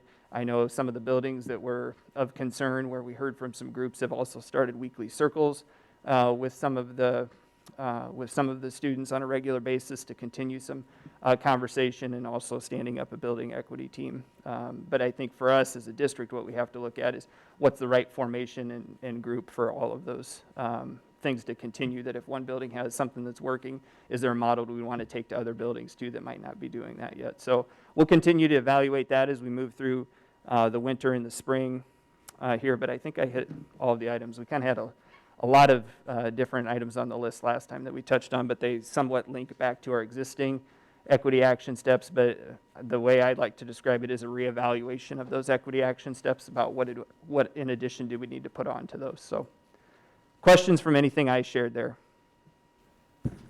Matt, I would be interested as a board member to know the different student groups in our building, so that way as a board, perhaps we can get their schedule and have conversations about, instead of having them come to us, see if there's opportunities for us, not a quorum, but 3 of us or 2 go in and talk to students. So then that way, we're all available or know what's going on and have that opportunity to physically go in and speak to some of our students and hear their concerns. Yeah, I think that's an excellent idea, and that would be, I think, super meaningful to the students to see a continued conversation rather than a one-time experience where they come and share their story about how are we invested in the conversation that continues. And that speaks the importance, I think, of standing up that district group, but then also how do we get in touch with some of those buildings and be visible to them, and not stepping on their toes, but at the same time knowing that we're here and want to listen, and when it's appropriate, we'd love to sit down and hear some of your feedback. So we can work to develop a list on that, and that's what we're doing to form this district student group, so that shouldn't be difficult to bring it all. I had something to say about it. It was very helpful for me to learn about how we have to make a distinction between something, an act that occurs on our school grounds or during in a school activity versus an act that doesn't but affects school. It is disruptive. That's something I think we'll be navigating for a long time, and it will be difficult to navigate, but I think the district has done a good job on that. I just wasn't sure how that worked. And the other thing, since we never get to talk as a group, I know all the people on this board have been thinking a lot about the public comment, of which most of you are recipients, and Jane and I are new. This was our first public comment that we sat up here. But I know that everyone here thinks about it with their mind and their heart. And something that's kind of, I've been struggling with is how we have 2 separate things happening. We're just a school district, and we can't control the culture beyond our district, but we can have an impact on the culture of our district. So we've got this big machine around us that is our culture that's being influenced by all sorts of things, but we've got this bubble of ours, right? And I think that's what the work is that's being done, is trying to move in the right direction. So for many people here, I know it's like swimming upstream. I think that's the right expression. I often screw up expressions, so. But I do think that that's what it feels like to a lot of us, as we're trying to, we're trying to fix these things. We're trying to make sure we're doing this right. And the DEI plan is what we need to do. And we keep talking about it, and everybody keeps saying, well, you're talking about it, what are you doing? Well, you are doing stuff. The problem is, we're just a school district. We got to keep on doing what we can to improve our culture within our district, but we will constantly be fighting against the culture that's beyond our bubble. And that's what's happening on a daily basis. And all I can say to the admin and to people here that are working on it and to the board is we're just going to have to keep swimming upstream, because we have no other choice. We all know it's the right thing to do, and it's going to keep happening. I mean, it's a 200-year plan, basically, guys, if that. But we have to do what we can to help this bubble that is our district, this culture, be better. It's very nicely said, Marco. Thanks. I was waiting for her to break into the just keep swimming, just keep. I could. No. Rethina? Rethina, shut that down. Wow. Could. That's harsh. Just trying to bring some levity. All right. Any other questions or comments, directors? I do appreciate all the great work, and I know there's a lot of stuff going on, and not all of it's visible all the time to everyone. But to Maka's point, like, the work is being done. It's just, yeah, it's hard. There's a lot of headwind. I'll use a different phrase instead of upstream. Let's go ahead and move on to our next item, our health and safety update. Yeah, and Chase and team is going to kick us off for this one this evening.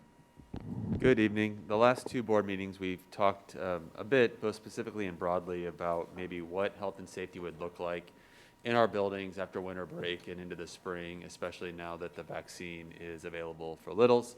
The board gave us a directive to go back and do a little more work and maybe reach out to the Health and Safety Committee or some other experts.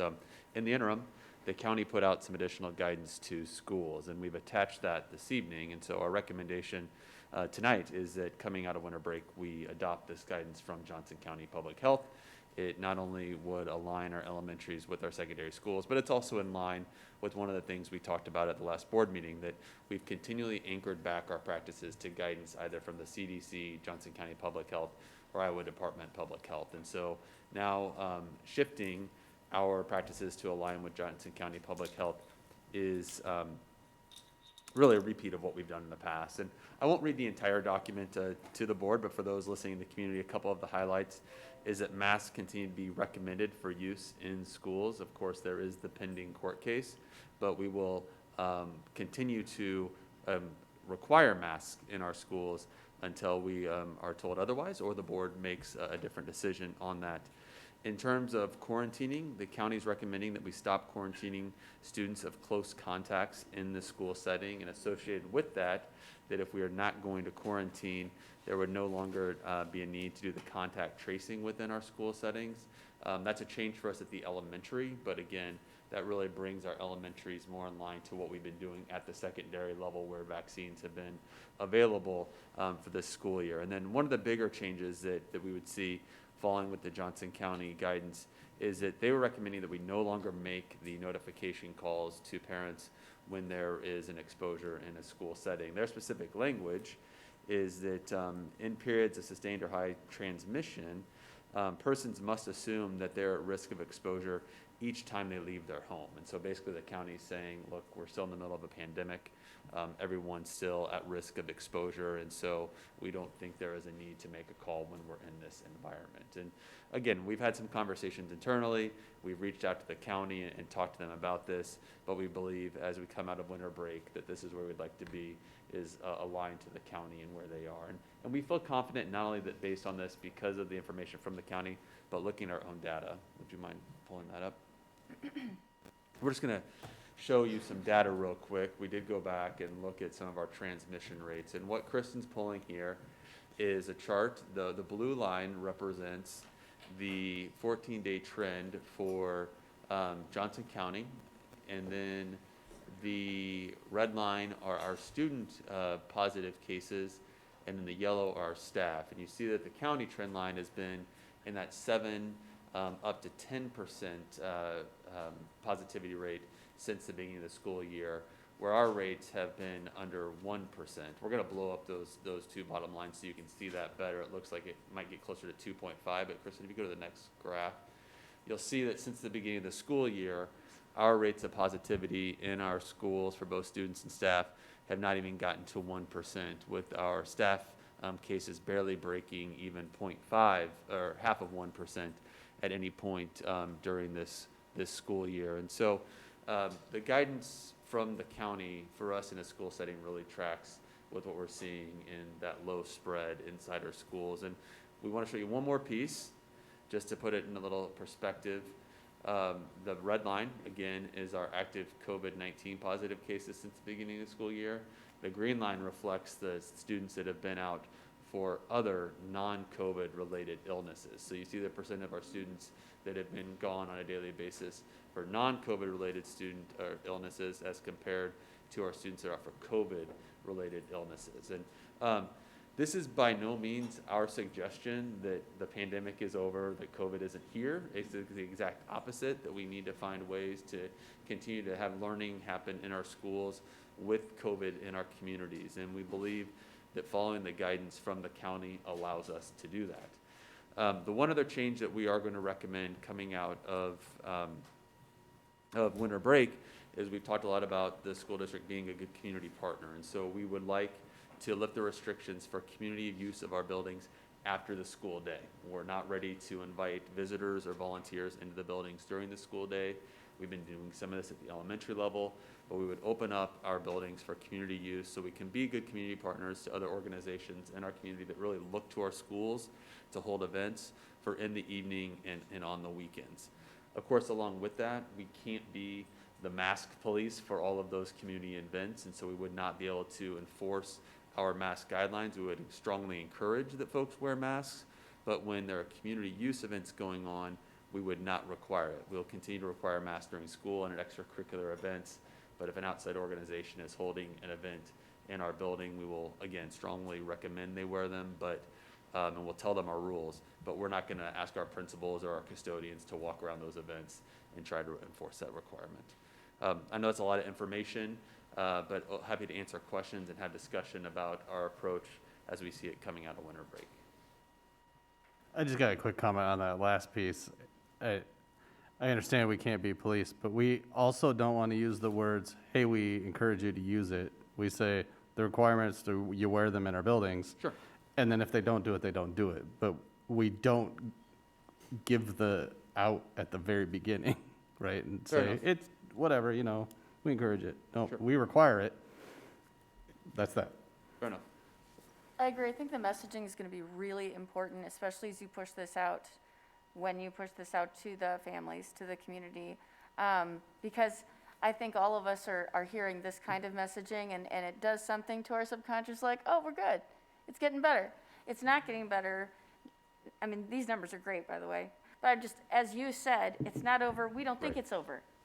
I just think it's important that that messaging is clear when we're saying, and we're going to lighten the restrictions in these different ways, because it might cause some false conclusions. So I think you're going to have to do a really good job explaining to the public, this is what the Johnson County Department of Health is telling us to do. It ain't over. We still require masks for as long as we can. And these other restrictions we're lifting because we're giving up. Sorry, that's the Johnson County. I mean, we're just, you know, this worked. And I just can't, those are just really impressive numbers. I understand that we can't quarantine forever and trace forever. I get it. Everybody's sick of it. I'm just nervous about changing it since it's been working. I think all this sounds very reasonable. I just have a couple of questions. And to add to Maka's point about messaging, you know, instead of notification of cases, I wonder if the district could send out periodic emails just reminding parents of what the current community transmission rate is. That might be helpful because I think a lot of people aren't keeping tabs on that. I do have a question about the substantial versus high. I think the county has chosen high, but I believe the CDC has chosen substantial and high as their cutoff for wearing masks indoors. And then the quarantine for household contacts, I'm wondering what the duration is of that's going to be. Will it still be the 14 days, or are we going to cut that down any? So I'll take the first part, and then I'm going to turn it over to Jess. Thank you for pointing out that is the caveat on the quarantine. That's the other part that we should point out. The county says if it is in the same household, you would need to go ahead and quarantine. So we wouldn't deviate from that. Just hear in terms of how long that quarantine would be. Yeah, it would follow the same quarantine guidance that we have right now for household contacts. And I also wanted to point out it's unvaccinated household contacts. So if a household contact is vaccinated, they would not have to quarantine. And I just want us to keep emphasizing that, what makes me feel better about this is that vaccines are available, people should get them. I think the messaging, we can say, hey, we require masks, and we can tell groups, we'd like you to honor that. And then again, I agree, I don't want our folks policing that. I just think that's not realistic to put on them, but I just think our messaging is strong. And then again, with with maybe messaging about reminding folks, again, just reminding folks about the availability of vaccines, because it is going to be our best tool overall. And again, yeah, these numbers look great. So this sounds pretty reasonable, and I certainly agree this is the way to go. Jane, did you get all parts of your questions answered? Just the substantial versus high. It sounds like the county's going with high and not including substantial.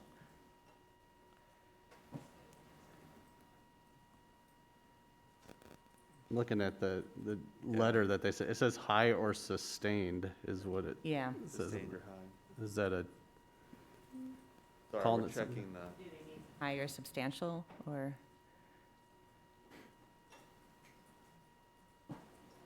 That's my guess. I mean, and we can clarify Okay. with that, but they've been more in line with the CDC than Iowa Department of Public Health, and the vernacular does get kind of tricky when people start using different designations. But I think we probably just heard those words so much, Jane, that my brain just went by it. I was like, oh, high substantial. I think I even said that, not sustained. So, but we'll check that and make sure that we're clear with the county on that piece. Great, thank you. Yeah, I read it 3 times and I said, it says high or substantial right there.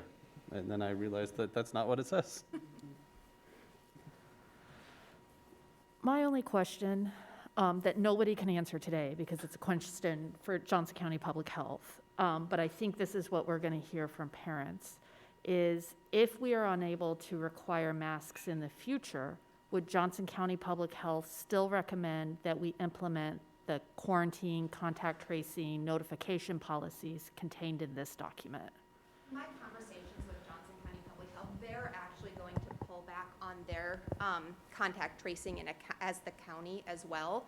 And as a school district, we can't contact trace if they don't. We have to follow our local public health guidance with that. And so they're also pulling back with that. What they're finding, and we've seen it in the district as well, is, we quarantine families from school, and they're recommending it as well, but their families, not all, of course, but aren't necessarily following it at home. So students are still going to club sports on the weekends or to dance and so when I'm speaking with Johnson County Public Health, with public health standards, it's not helping if we just quarantine them from school if they're not going to follow that quarantine out in their life and in the community as well. So they're finding it if families in the community doesn't follow this quarantine process everywhere, it's not benefiting the community any longer.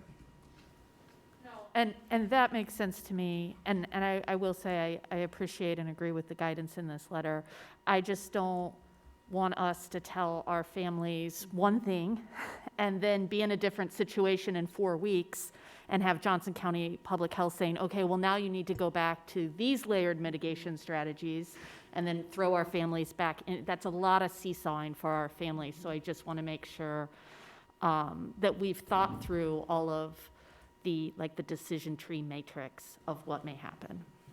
And I think the communication, I think that as we communicate this with families, I think the important piece we need to keep in mind or is share with families is that we are always going to be monitoring this, looking for outbreaks, watching for clusters. And that's something we do on an every year with influenza and any other communicable diseases as well. We're always watching that and reporting to the state if we find outbreaks. So it'll follow that same process. And so like anything else, influenza, we monitor that. And if there was an outbreak of norovirus, public health may step in and state, we want you to consider, quarantining a classroom or something, it's just like any other communicable disease. So we'll still be monitoring that.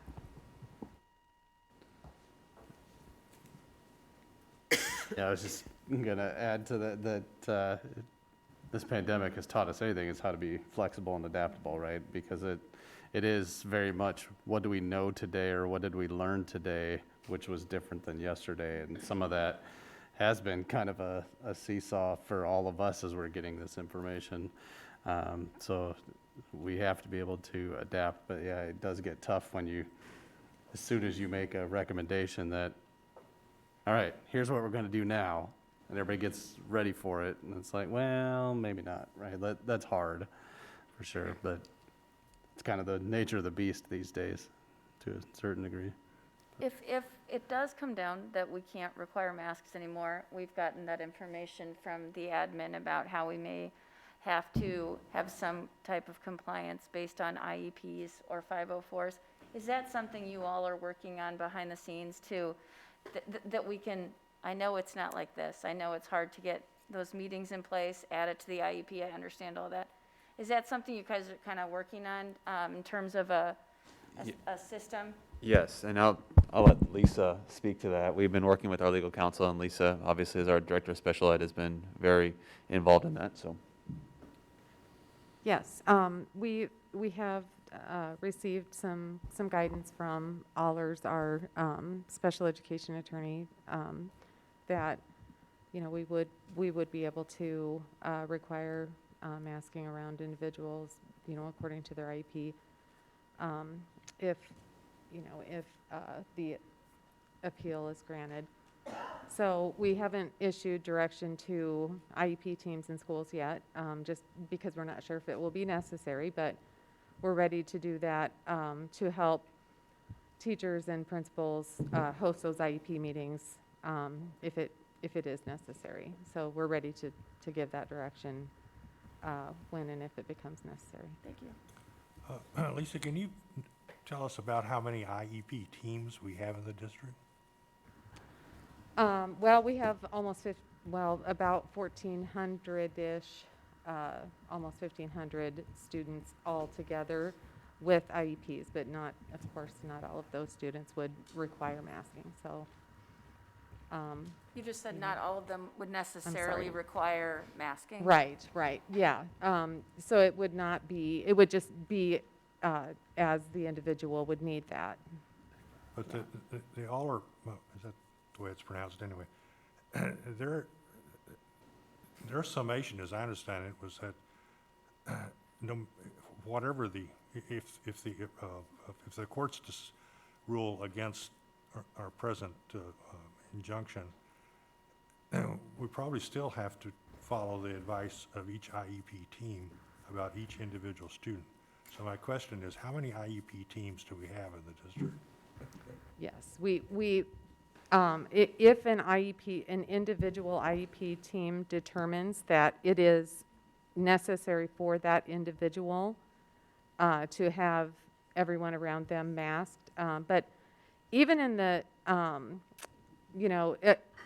actually the decision from the DE says that less, intrusive type mitigation strategies need to be tried first. So proximity and, a lot of other kinds of things, could be the first line of defense to be tried before masking, essentially.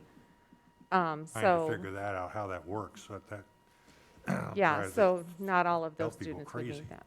I'm sorry, go ahead. Well, okay, but I still haven't got an answer to my question. How many IEP teams do we have? So Charlie, each child has their own team. So each child has their own team. So we have 1,400 IEP teams? Yeah. There's obviously some Which is going to overlap. make a determination about masking for that child? Yeah. Well, I think a little bit too of what Lisa's walking through, Charlie, is that not every team may meet, right? So Right. not every parent is going to request a meeting over this. Not every situation is going to require a meeting. So at the most global level, we have 1,400 to 1,500 entitled students, each of which have an IEP team. Will we do 1,400 to 1,500 meetings? No. But we'll do some meetings, most likely if this situation presents itself to deal with this. And Lisa's also talking through that there's other solutions to consider potentially before large-scale masking of groups, but some situations could consider that, and that's what the DE's tried to provide some guidance on about when it's appropriate to consider that. And as I understand it, this board has no authority whatsoever to change an IEP team's decision. Is that That's correct? correct.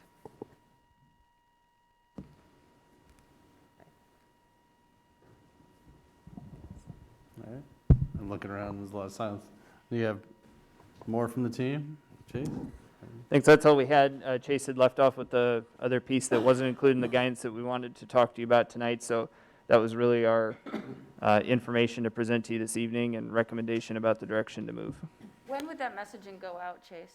That's what I was just leaning over to talk to Kristen. We'll start working on that messaging and get it out to families before we leave for break, so that they have the heads up that that's what the expectations will be when we come back from winter break.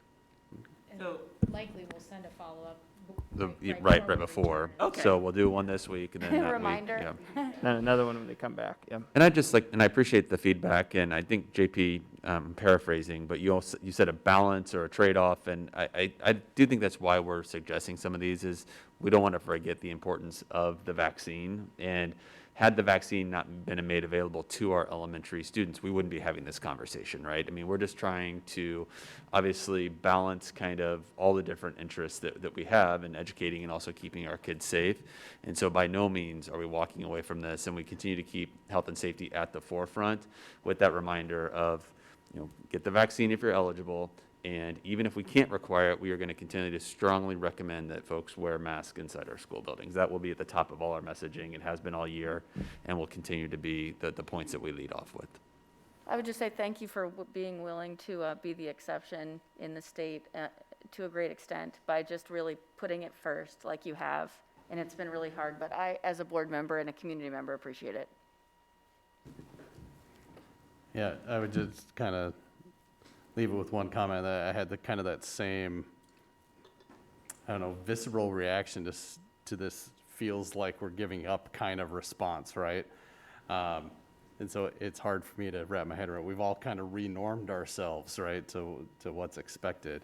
The one piece of solace that I would leave for myself, maybe I'm talking to myself at this point, is that the numbers show that the vast majority of folks that are getting it now or being hospitalized are not vaccinated, which tells me there is a solution for the majority of people out there to fight this disease. I mean, there are exceptions that people can't do it, but the vast majority of people have that option out there, and that makes me feel better about all of it. I think our younger kids being able to have that vaccine was a game changer for us and for our country. So I will echo JP's sentiments. If you haven't been vaccinated, go out and get one. It's kind of that simple, I think. And not to drag this on and be super nitpicky, but I would say if we could link to the actual Johnson County Public Health letter. Yes. Because I had a very visceral reaction when I skimmed it first and then I went back and read it. And this is a radical change from how we've been doing business. But when then I read in detail why Johnson County Public Health is making these recommendations, it clicked and it made more sense. And that visceral reaction kind of tempered down and said, okay, these are thoughtful and Sure. good approaches. So I think getting that information direct, not paraphrasing it, but just Right. giving it to our Yep. families will be really important. Yep. So let's go ahead and move on to our next item, our FMP 2.0. All right, well, you guys were missing Dwayne, or Dwayne was missing you, so we wanted to make sure to bring him back this evening, and he's going to walk you through the timeline the team's started to put together here in a few slides around how we'd like to embark upon this FMP 2.0 process. The thing I would just say is one more big thank you to the community for their overwhelming support in November to make this a reality for us. And so it's exciting conversation. This is all good conversation. These are positive things for us to be talking about, and future forward thinking for the district to make sure we stay ahead of the curve. And big thank you to Dwayne for showing up tonight. And with that, we'll turn it over to him unless Chase, you had anything else to begin. No, thank you. And I am going to take this off because I have a weak voice and I want to be sure you can hear me. So, good evening, board. Thanks for having me back, and I'm back. And I turned around and noticed that FMP really packed the house tonight, didn't it? So, anyway, I'm back. The comic relief. So, I would like to start by thanking Chase Ramey, Les Finger, Jeff Barnes, and Kristen Peterson, because they've been a big part of this. It isn't just Dwayne. It takes a team, and it's always taken a team here, so I appreciate their help. And in the last couple of months, we've been working on this, and we've tossed out ideas, brought new ones in, but I think what we're going to show you tonight is a pretty good way to start, and that's all it is. It's a start. There's still a lot more work to do. There's a lot more planning that needs to be done. But we thought we'd get started because I know some of you are anxious to get the show on the road. So the first part of this, if you remember some of the conversations we had this past summer, was keeping the promise. And fulfilling what we started out with Facility Master Plan 1.0. And yes, tech is misspelled in career, City High career, YEC. And C-Wing was supposed to be on one line, so my grammar hasn't gotten any better, but that's what that means. But these are the projects that we just kind of left behind, and the reason they got left behind was we only had so much money. You know, we had that limited pot of money, and we had to make some value choices along the way. But we always reassured all these schools that we'll be back and we'll finish them.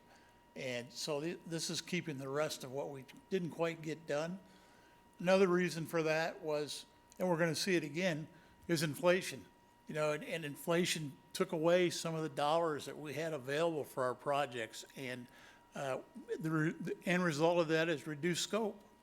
So you have to pull back and you have to make sure that you keep your projects in budget. And I'm pretty proud of the fact that we did that.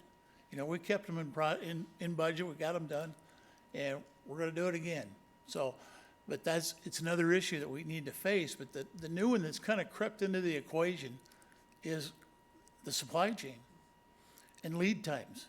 And, you know, we have builders telling us it may take 4 months to get steel once it's ordered, or to get our mechanical parts we need, you know, heating and cooling and ventilators and the sheet metal and the copper and all that goes into that is all affected by the supply chain. So that's the other thing we have to stay on top of. So I'm not saying that this schedule is going to be perfect. You know, we'll make some revisions as we go, but we'll have to adjust for that.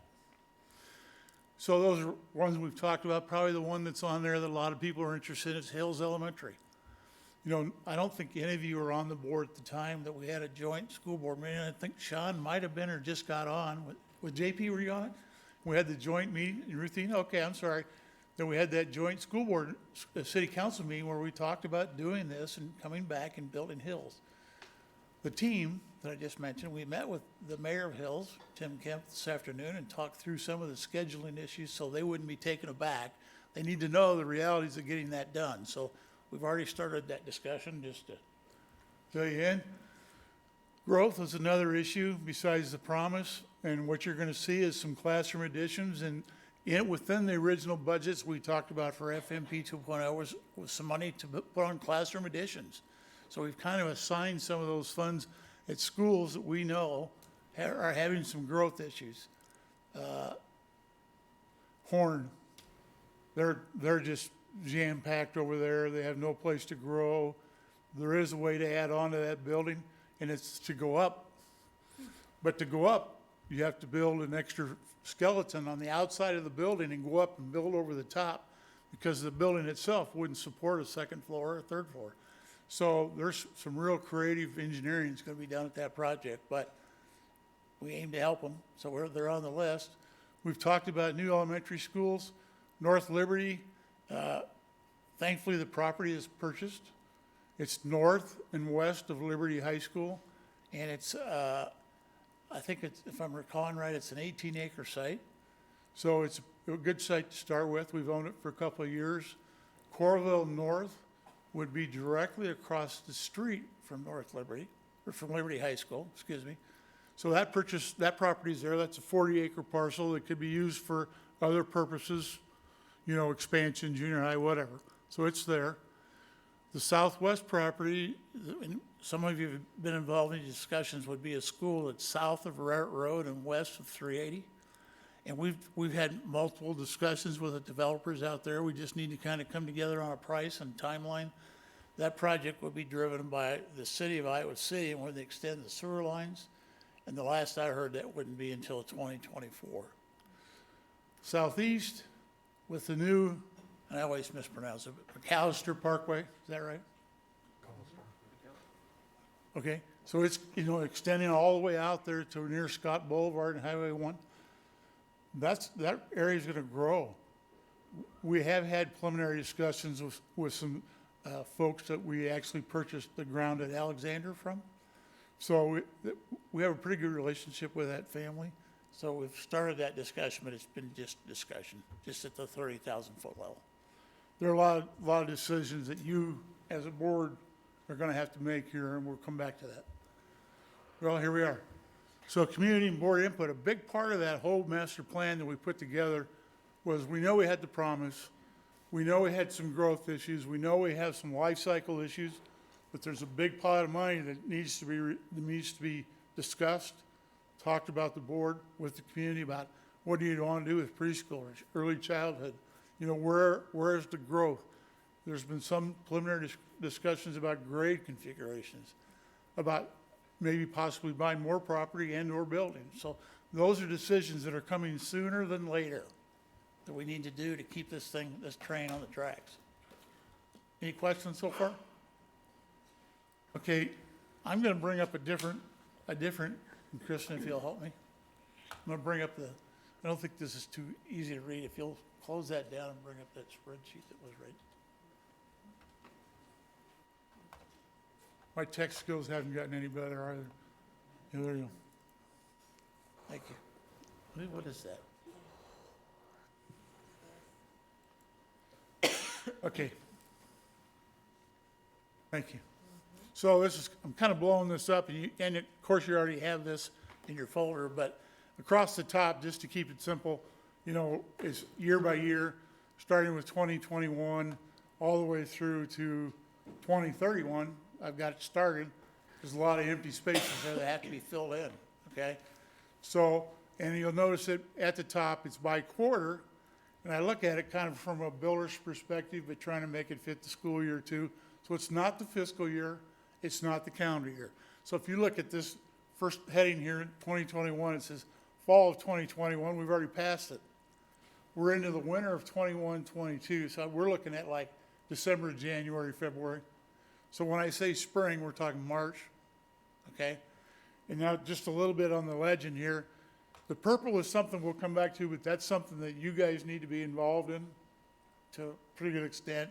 Yellow, or orange, however it appears on your screen, is the timeline that it takes to do a design for a school, to put together the planning. Red is the actual construction period, and green is when you anticipate that it will be done, if the supply chain doesn't mess us up, okay? So, and up, down the left-hand side, you'll see the budgets that we've assigned for these projects. You know, starting with $300,000 for Coralville Central. They need a new entrance and they need an elevator. That's something we didn't get done. I went through these numbers recently and I did adjust them a little bit from numbers that we may have had last spring or last summer, just because I know they're going to cost more. And I'm not so sure that these are all 100%, but I tried to get it close, okay? The total of the projects you're about to look at here is 142 million.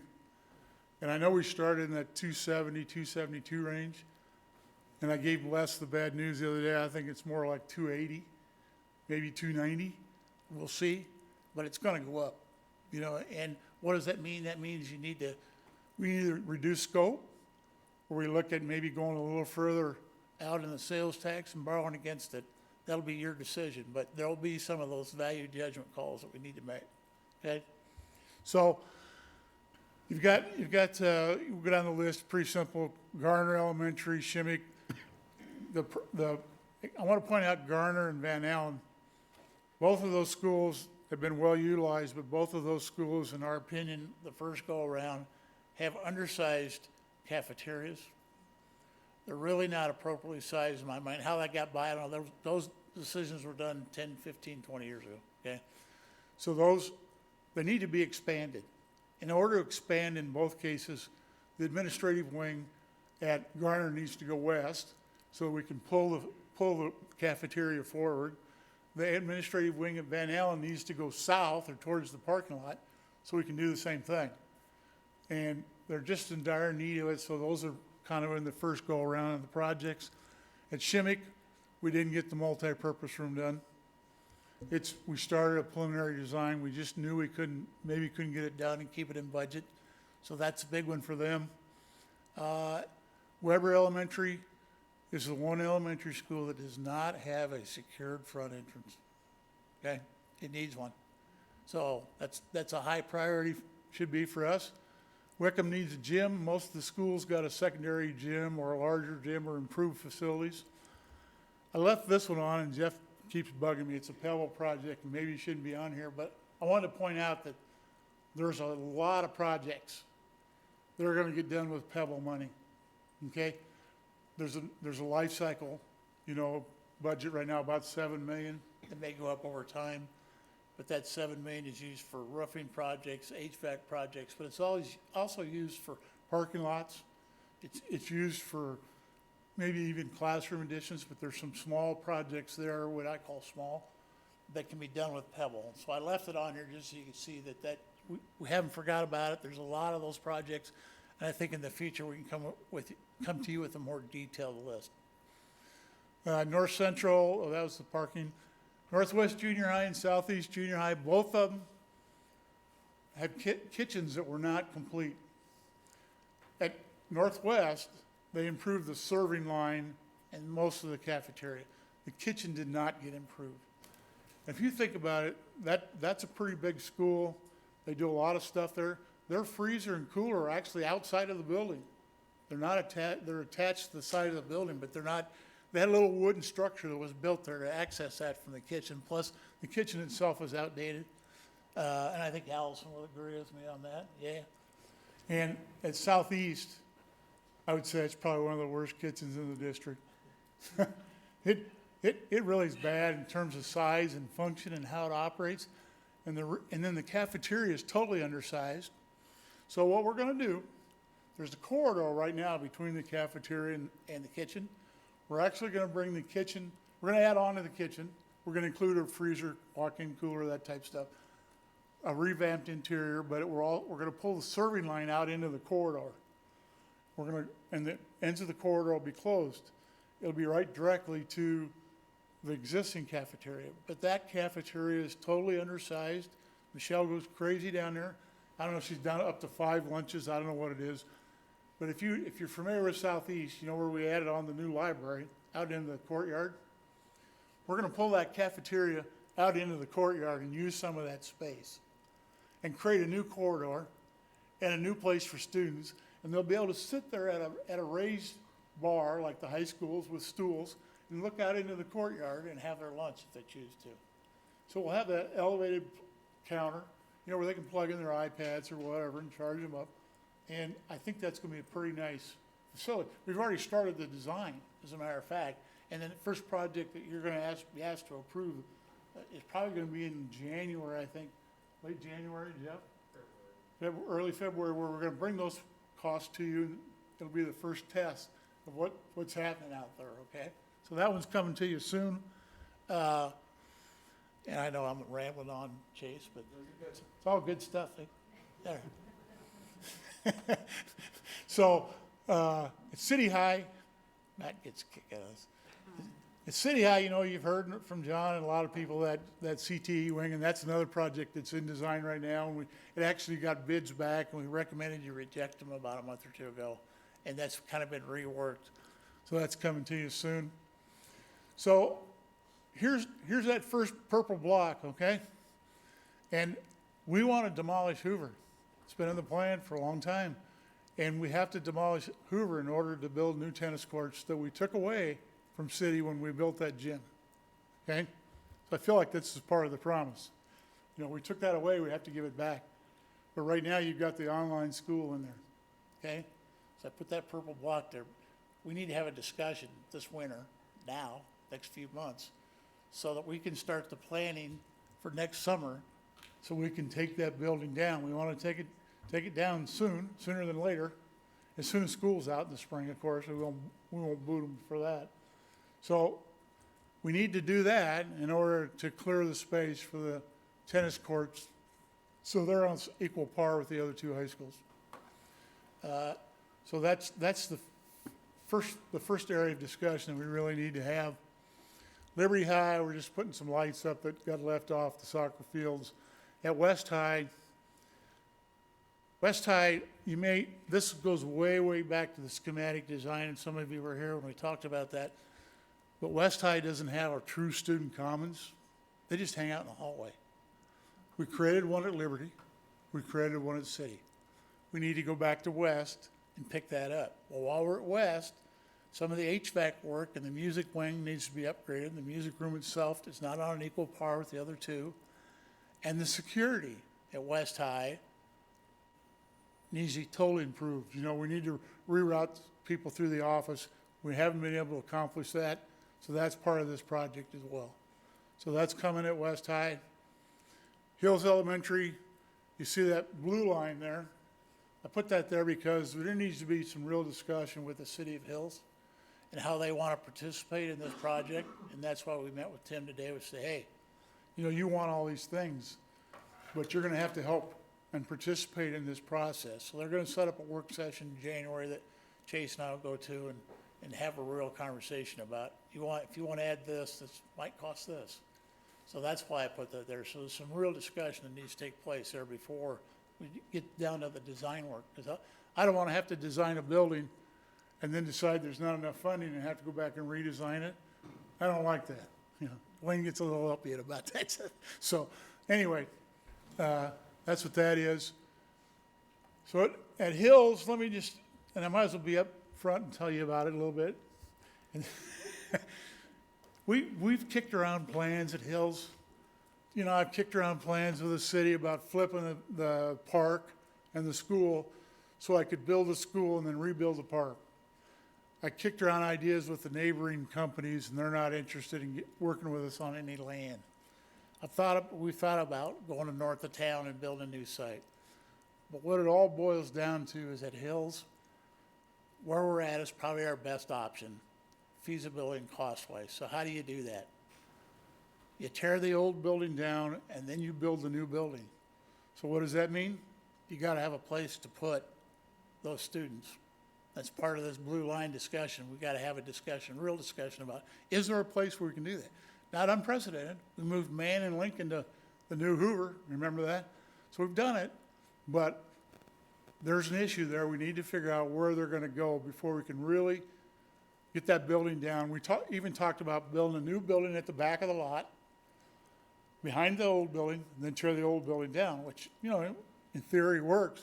But, excuse me, it doesn't, in the end, the playgrounds aren't where you want them. The play fields aren't where you want them. The parking lot may not be the best configuration. So really the best way to do this is to take it down. We still think we can do it in 15 months. We built Alexander, Hoover. What else did we do? I'm drawing a blank. 3 new schools. Grant. Okay, forget Grant, sorry. Christine Grant, what a lady she was, or is. Anyway, you know, in all those cases, we had to do site improvements, we had to do streets, you know, we had to level the grade and all that. Hills is pretty flat. And that same amount of time that you would have spent developing the site will be used to take the building down. So can we get it done? I think so. Okay? But a lot depends if we have a place to put them. Okay, so you get down to the new, I've got kind of plugged in here the new school at North Liberty, which we start construction over. If you can see it over here, it's this line right here. The reds over here would be the spring of 24, be done in the fall of 25. And then the other ones would be subsequent to that. But I've got the additions at Hoover, Horn, Lemmy, Longfellow, Lucas, Wood, North Coralville, Southwest, Southeast. I got this huge purple block right here. And frankly, if you're going to change the grade configuration, it changes what we do with our buildings. You need to set a course. That's what we're going to do. If you change what we do with preschool, it changes what we do with these buildings. You know, and I'm just telling you how important that's going to be for the board to have those discussions in the next few months about where you're headed with these, because all the projects that are down the line are all affected by it. It affects almost every one of them. You know, if you added a grade to the junior high and made it a middle school, and I'm just throwing this out, you could do it, but you'd have to put major additions on all those buildings because there's not enough classrooms. If you do that, if you were to do that, that frees up a ton of classrooms at the elementary level. You know, all the 6th grade rooms are freed up now at the elementary school. You could repurpose them, or you could use them for growth, or you could use them for preschool. There's a lot of options. So we need to talk through what those options are so that we know where we're headed with these buildings. If you're going to stay the course, perfectly fine with me. I know what we have to do to plan these buildings. If you're going to change it, it's also perfectly fine. It's your district, you represent it. let's figure it out sooner than later. You with me? Okay. That pretty much sums it up. We have additional land that we need to put. I did put a budget item in there for Southwest and Southeast for buying the land. These other buildings down the line, there are no numbers attached to it. But the projects I just presented to you, 142 million, about half of the 280, about a half of that remaining 140 is life cycle, climate change, technology. It's a huge piece. And I didn't put a specific project on here for technology, and I apologize to Adam today. I didn't mean to leave him off. But it's part of that next piece and part of the thought process and what we're doing. And we just need to have some honest discussion.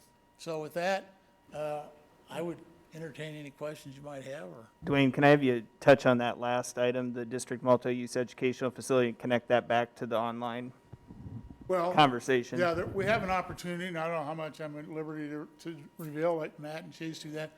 But there's a possibility that we can lease a building and lease it for space for the online teachers, so they have a place to go. The fiber, the technology, everything is there. It's a large building, maybe it could be used in the future for a lot of other purposes. And one that comes to mind is all the discussion that we had this summer about other career pathways for our students, alternative career pathways. We heard that at every session we had, every one of them, without fail. And it's like, if my son would prefer to go into the building trades or whatever it might be, or, fashion merchandising, whatever, there needs to be an alternative career pathway. And I'm a big career tech guy. I mean, that's where I came from. So without it, I wouldn't be standing here. And that's how important it is to me. But I'll stop with that. Yeah, no, I think that's good. And that's why I wanted Dwayne just to mention that last part of this, because as we talked about those multiple learning pathways, or as we talk about innovative opportunities for students, or as we just talk about trying to make sure our online program has a place to serve kids if something does need to be done on site, or a place for staff to go, we do have to start also thinking creatively about what a location could be for a multi-use educational facility and what that looks like. And so I think that goes into those long-term conversations that we need to have in the short term, as Dwayne has communicated to you tonight. So just wanted to highlight that last item, because you might wonder, well, why is that on there, or what does that connect to? And I think it connects to those different parts of the conversation we had through the community engagement process. Thanks, Dwayne. Yeah. Dwayne, to be slightly off topic here, there's four maybe HVAC elements here, and our climate action plan is, depends upon us getting from gas to electricity. Right. Almost all heating. Is that? It's either here or in the next group of projects, but okay. We have a lot of buildings that, mainly the large buildings, like City High, that depend on gas for their heating. There's geothermal, there's still some boilers there. Right. And we have kitchens that depend on steam that's generated by steam boiler, which takes gas. So we're going to work all that into this and convert those buildings and do as much of that conversion as we can. There's still some buildings that are not on geothermal that would benefit from it, even though they're already, this is one right here. The electric bills here are outrageous. This building could stand to have a geothermal system put in it someday. So there are examples of that, and I hope that answers your question. Yeah, and I'm just kind of thinking are being honest with the community that we did adopt a climate action plan, and we're going to implement it as soon as possible. So. Charlie, the piece I'd add to that is that the second component on our carbon footprint that we know beyond our HVAC is our buses, our transportation. And we've already opened up conversations with the bus company because we're up for a renewal, and so we have to go through that process. And we've told the bus company that is one of the things that we're going to require in that, is that they acknowledge that our commitment to climate action, that takes steps towards that. Like Dwayne said, some of those changes in our infrastructure to the bus barns and so that's more of a long term. But I agree that we need to show the community that we're committed to it. And so not only in this, but that's something you'll see on paper here in the next few months is in that renewal with the bus company is a joint commitment to us moving to cleaner energy for our transportations. I know off topic, but I wanted to add that to answer your question. Thanks very much. And Charlie, I'd like to add too that southeast, it's a small project, but the kitchen, we're getting rid of all gas appliances. So there will not be a gas appliance left in that kitchen. That'd be great. Okay, thanks. So my takeaway, Dwayne, is that there's a lot of work for the 7 of us to do, because there's some big purple spots on there. And so obviously we're not going to get nitty gritty tonight, but what I'd like to discuss as a board is what role the board sees the operations committee playing in this and how we want to go about tackling this work. Does the board want the operations committee to handle some of it? Do we want to start having work sessions at the operations committee as a board of a whole, and that's where we house these discussions? Do we want to skip operations and do it all from the board table during board meetings? I guess that's the logistics person in me is what's our path forward to how these conversations will look like? I'll jump in there. I think we need to probably have a full board work session to tackle some of those big ideas, whether it's, the pre-K stuff or changing grade levels or middle schools, that kind of stuff. That is big idea things that we need to get on the same page as to how we're going to go. And then I think after that, Ops committee certainly can kind of work out some of the finer details and bring it back to the board, but it's got to be the full board doing those big discussions, and I think a work session is probably the best way to get that started. Do we want to use the operations committee carve-out time as the work session, or do we, I think before we talked about tacking the work session on at the end of meetings is not always the best of ideas. And I'll say if I think we do need to do it as a board, and because of that, I'm willing to concede operations committee doesn't maybe need to meet until we get some of this big work session stuff done. And so we could use that Tuesday time to have those work sessions. So that would be 5 to 6. It's only an hour, but maybe after an hour, our brains will be tired. So I think that you're right, those big discussions, we need to have a work session. But here's what I'm worried about. I don't want to slow anything down that we don't need to slow down. So you mentioned some of these things are connected with whether or not we make these big changes, a real true middle school, for example. But that seems like a really big decision that won't be made very quickly. What I'd like to know is if there's any way you could say, okay, I understand you guys are going to take a month to figure out if we're doing this giant restructuring of some kind. In the meantime, we still know, if you look at your spreadsheet, which I thought this visual was very helpful, it was very helpful to see how you color-coded that, but there are certain projects that are already happening, and there are other projects that are soon to happen. If those can proceed while the board has a work session, I sure hope we can do that. If there's something that's very urgent that would be affected by the work session, I think we'd also like to know that, because I don't want to delay any of this work. Great question. All those projects that are to the right of the purple bar, they don't start, the design work starts at Horn because we feel we have a need there, but that doesn't even start till next fall, okay? And all these projects over here, most of them don't start till 24, 25, and 26, but the decisions you make will affect those projects, okay? The projects that are above the purple bar here are all projects that we can keep moving, with the exception of 2. The online school affects city. Yeah, and that's, you might imagine that would be one that I'm thinking about because it has that purple, and I live right next door to it. And for those that don't, you stare at the school that we closed, that I supported closing every day. And, I'd rather not delay that promise. Yeah, and so, that's an initial issue, and tied in with that's the multi-use facility we just talked about. So that's a discussion you need to have sooner than later, but some of those other projects they're far enough out that we have time. I just need time to do the design work the proper way and the right decisions. So they're all, 2 years out, with the exception of Horn.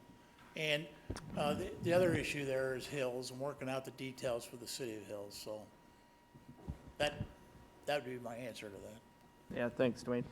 I might propose that Chase and I work on like a work session calendar for us around the middle school, junior high conversation, the early childhood conversation, the online school multi-use facility, and we really try to chart out some additional work sessions, because I'd agree with Lisa. I think these are big topics and aren't going to be best served after a board meeting, and we really don't have any idea of how late board meetings will go sometimes. And so I think a series of what I would suggest 5 o'clock work sessions, that then we have a hard stop at 6, and that we know we're going to come back and continue the conversation, gives us some space to go do community input if we need to around any of these issues, if we identify that as a need.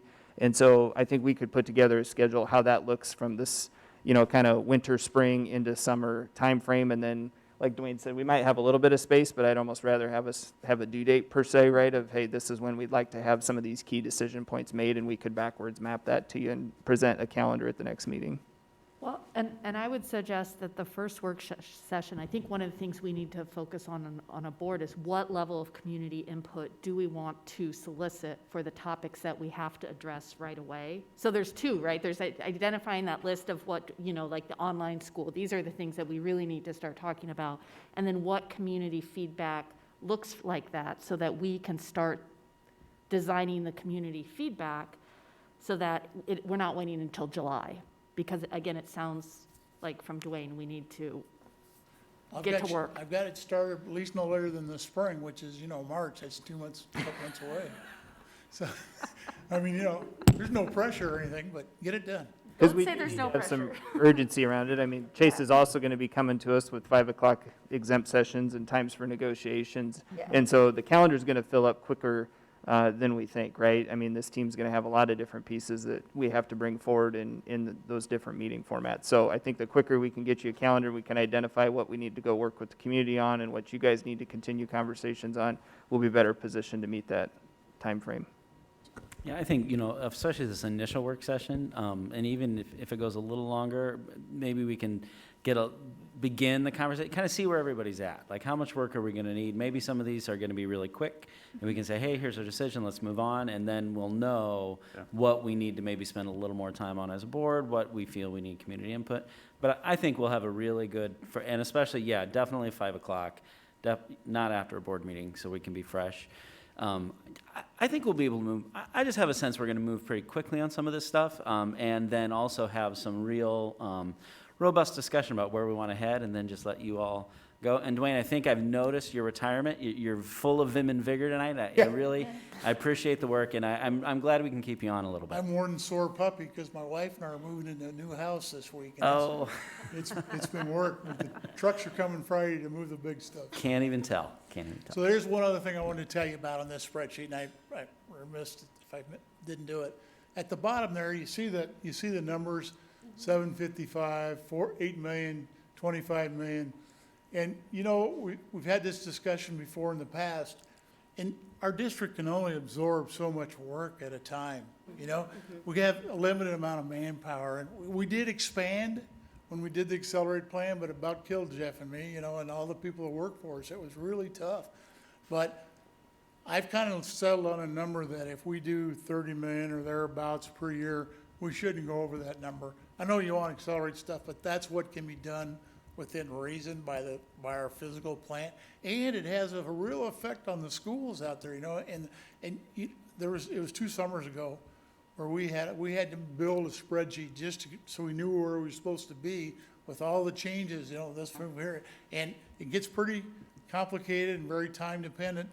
So I just want to point out that I did get up to 31 in 2024, but we can make a few adjustments in there. But that's a number you really don't want to go over. Sounds good. I feel like this is coming full circle for me. Having been elected at the time, we passed the bond. I felt very much part of the bond conversation, and then been part of, approval of some of the schools that were part of the FMP 1.0 as we went through that design process. But I wasn't part of the part that led up to it, the working through the whole plan and just really putting those pieces together. So I'm excited to add that piece, and I feel like, it's kind of coming around to complete the cycle. So I really appreciate that, and I really look forward to doing this work, and I think we're going to do great stuff. What you missed, Sean, was a 14-foot spreadsheet that went from that door to the corner back there. Oh, I saw the spreadsheet. There. All right. So Matt, are we at the point yet where principals should see this, so I have some idea of where they're? Yeah, they have a generalized idea.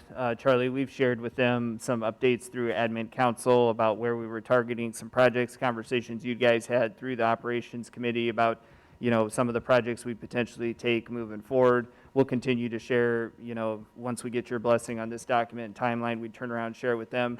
But Dwayne's engaged them, heavily through the process, and the team has as well about, it's not going to be a surprise to Southeast around the kitchen or to Northwest about this, or to the Hills community, like we said, talking about having a meeting with them this afternoon. So there's an awareness out there, but once we actually have the charted plan or the charted course for the first few years, we want to make sure they're aware of that too and have that info. So it's kind of a long way to answer your question, but we'll be increasing awareness as we go, and there's already some general level awareness there.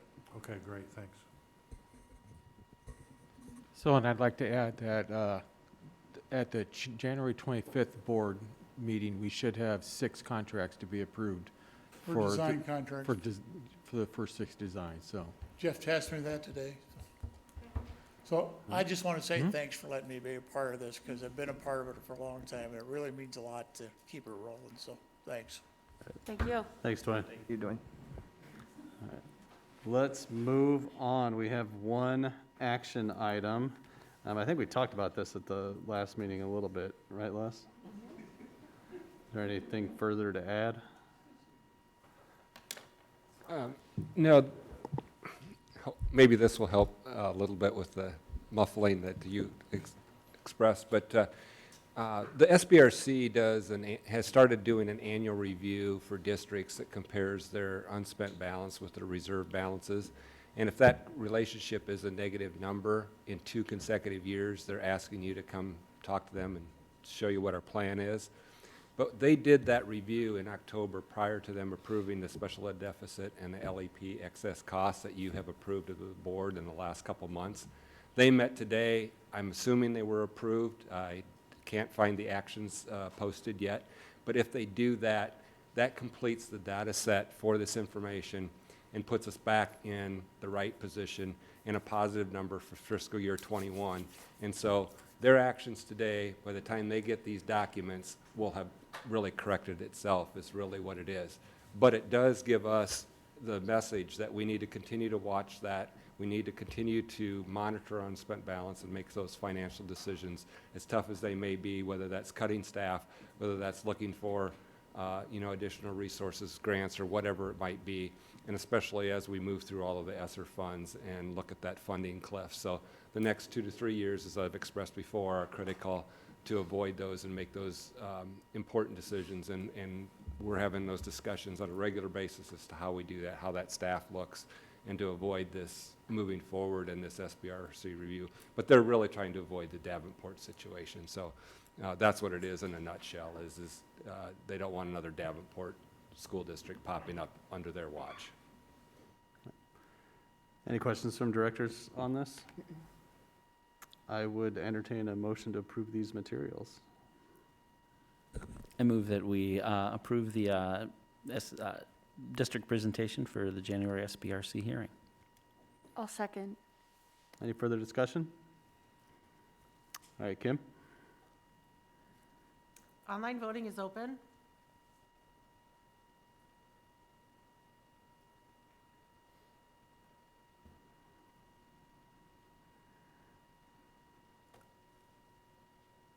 All votes have been cast and the motion carries with all directors voting in favor.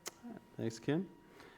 All right, next up, we have our director liaison report. I don't know if there's anything that folks would like to highlight. This will be very quick. At the ISB convention, the 2 speakers I saw, they were very different. First guy was like, let me show you a whole bunch of data, and the second guy was like, don't look at data, it's stupid. But the common theme was, it's about the kids, it's not about the tests and the results and all that stuff. And the one piece that stood out to me was the first speaker said that there are teachers out there that love their subject more than they love their students. And we need to love first and teach second. And just as a concept, that's huge to think about. Let me help the kid first so I can then teach them stuff, right? Like that was a big eye-opening, just very short statement that he said for me. So that was very powerful, but that's all I had from that. I'll just echo that, Sean, that sentiment. And you know, I think it also goes to show, for me, it's really worth it that we belong to these groups.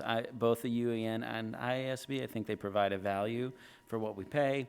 And the fact that all of, you know, that big organization all across the state that represents many, many school districts and school boards, that's their message that they want folks to take away, right? Is like, you know, actually, and he didn't say don't pay attention to data. He's like, it matters what data you pay attention to, and mostly we pay attention to the wrong data because it's not changing. Test scores, you know, that's not there. And so to get at that, it's that relationship piece. And I appreciate then that we're carrying that through in our SEL, professional development, that really is about relationships. And that's what's going to have the impact. Rather than curriculum, while it's important, it's still our people delivering that curriculum, and they got to have a relationship with the folks they're teaching, or it's going to fall on deaf ears. So thanks for bringing that up. Anything else to highlight from folks? All right, let's move on. Our legislative update. I know we have a forum on Friday. I didn't know if there was much more to discuss right now. I think we have the our priorities brochure from last year on there, and we're not going to hash out what we want it to look like this year tonight. But I would ask directors to kind of take a look at it and see how we'd put it together, chew on that a little bit and see what stuff we would want to add or edit, remove, whatever. I would like to have us get a new brochure quickly. But yeah, we're not going to sit up here at the table and do it. But yes, we have a forum on Friday. I don't know, Matt, if you want to, I don't know if you've heard from anybody. Yeah, you guys referenced the school board convention a little bit, and so, you know, the UEN talked about different legislative priorities throughout that, and at some point, like Sean talked about, we'll want to make sure we communicate our legislative priorities, update this flyer with that information, and communicate that out to the public. We do have our first legislative forum at Friday at 4 o'clock that we'll be hosting out here instead of through Zoom, at least for this offering. Maybe when we have the group together, we could talk about if it does make sense to do those in person, or if Zoom works better for the legislators as they travel, or what you guys think about that. But without a conversation around that point specifically, we're just going to do the first one in person here. And so we'll look forward to that opportunity and chance to engage with them. I had heard from several of the legislators that they had planned to attend the first time I distributed the email. I didn't hear much back today when I just sent the reminder, but I do think that a lot of them plan to be in attendance on Friday. And are we having folks from our neighboring districts coming? Yes, we invite all the superintendents from the neighboring districts, and then have the expectation that they communicate that out to their board. So last year we didn't have high attendance with that through the Zoom format. Superintendents would come, but we didn't see many board members. I would anticipate this year with back to in-person, if we continue that way, we'll get some board members from different districts, and we'll continue to see the superintendents that serve part of Johnson County that this legislative group represents in Des Moines. So with us having almost a month before our next meeting, if you guys have some just great free time over the holidays that you want to look at our legislative priorities and send off an email with some ideas to probably Kim and Matt and Ruthina and I would be great. We can start crafting whatever changes we want to see there. Let's go ahead and move on to our agenda setting. Like I said, that meeting is almost a month away, which I'm selfishly relishing the fact that it's almost a month away. It sounds like maybe we will have potential for a work session as early as that day. So we'll throw that on there. We had delayed our all-state music reception. It was actually supposed to be tonight, but it's moved to January, so that's in that meeting. That's one of my favorite times. And then kind of all of our usual suspects. We do have the annual enrollment report is on there, which is a big one too. So I think with potential of a work session and some of those larger things, I don't know if there's a lot of room on that meeting to add too much more. I do wonder if we could add a discussion about the Be Smart. Yes. Yeah. So even, that's, I think, 3 of us saying, please add a discussion item. Fourth. Before. Yeah. So, I don't think it'll take too long. no.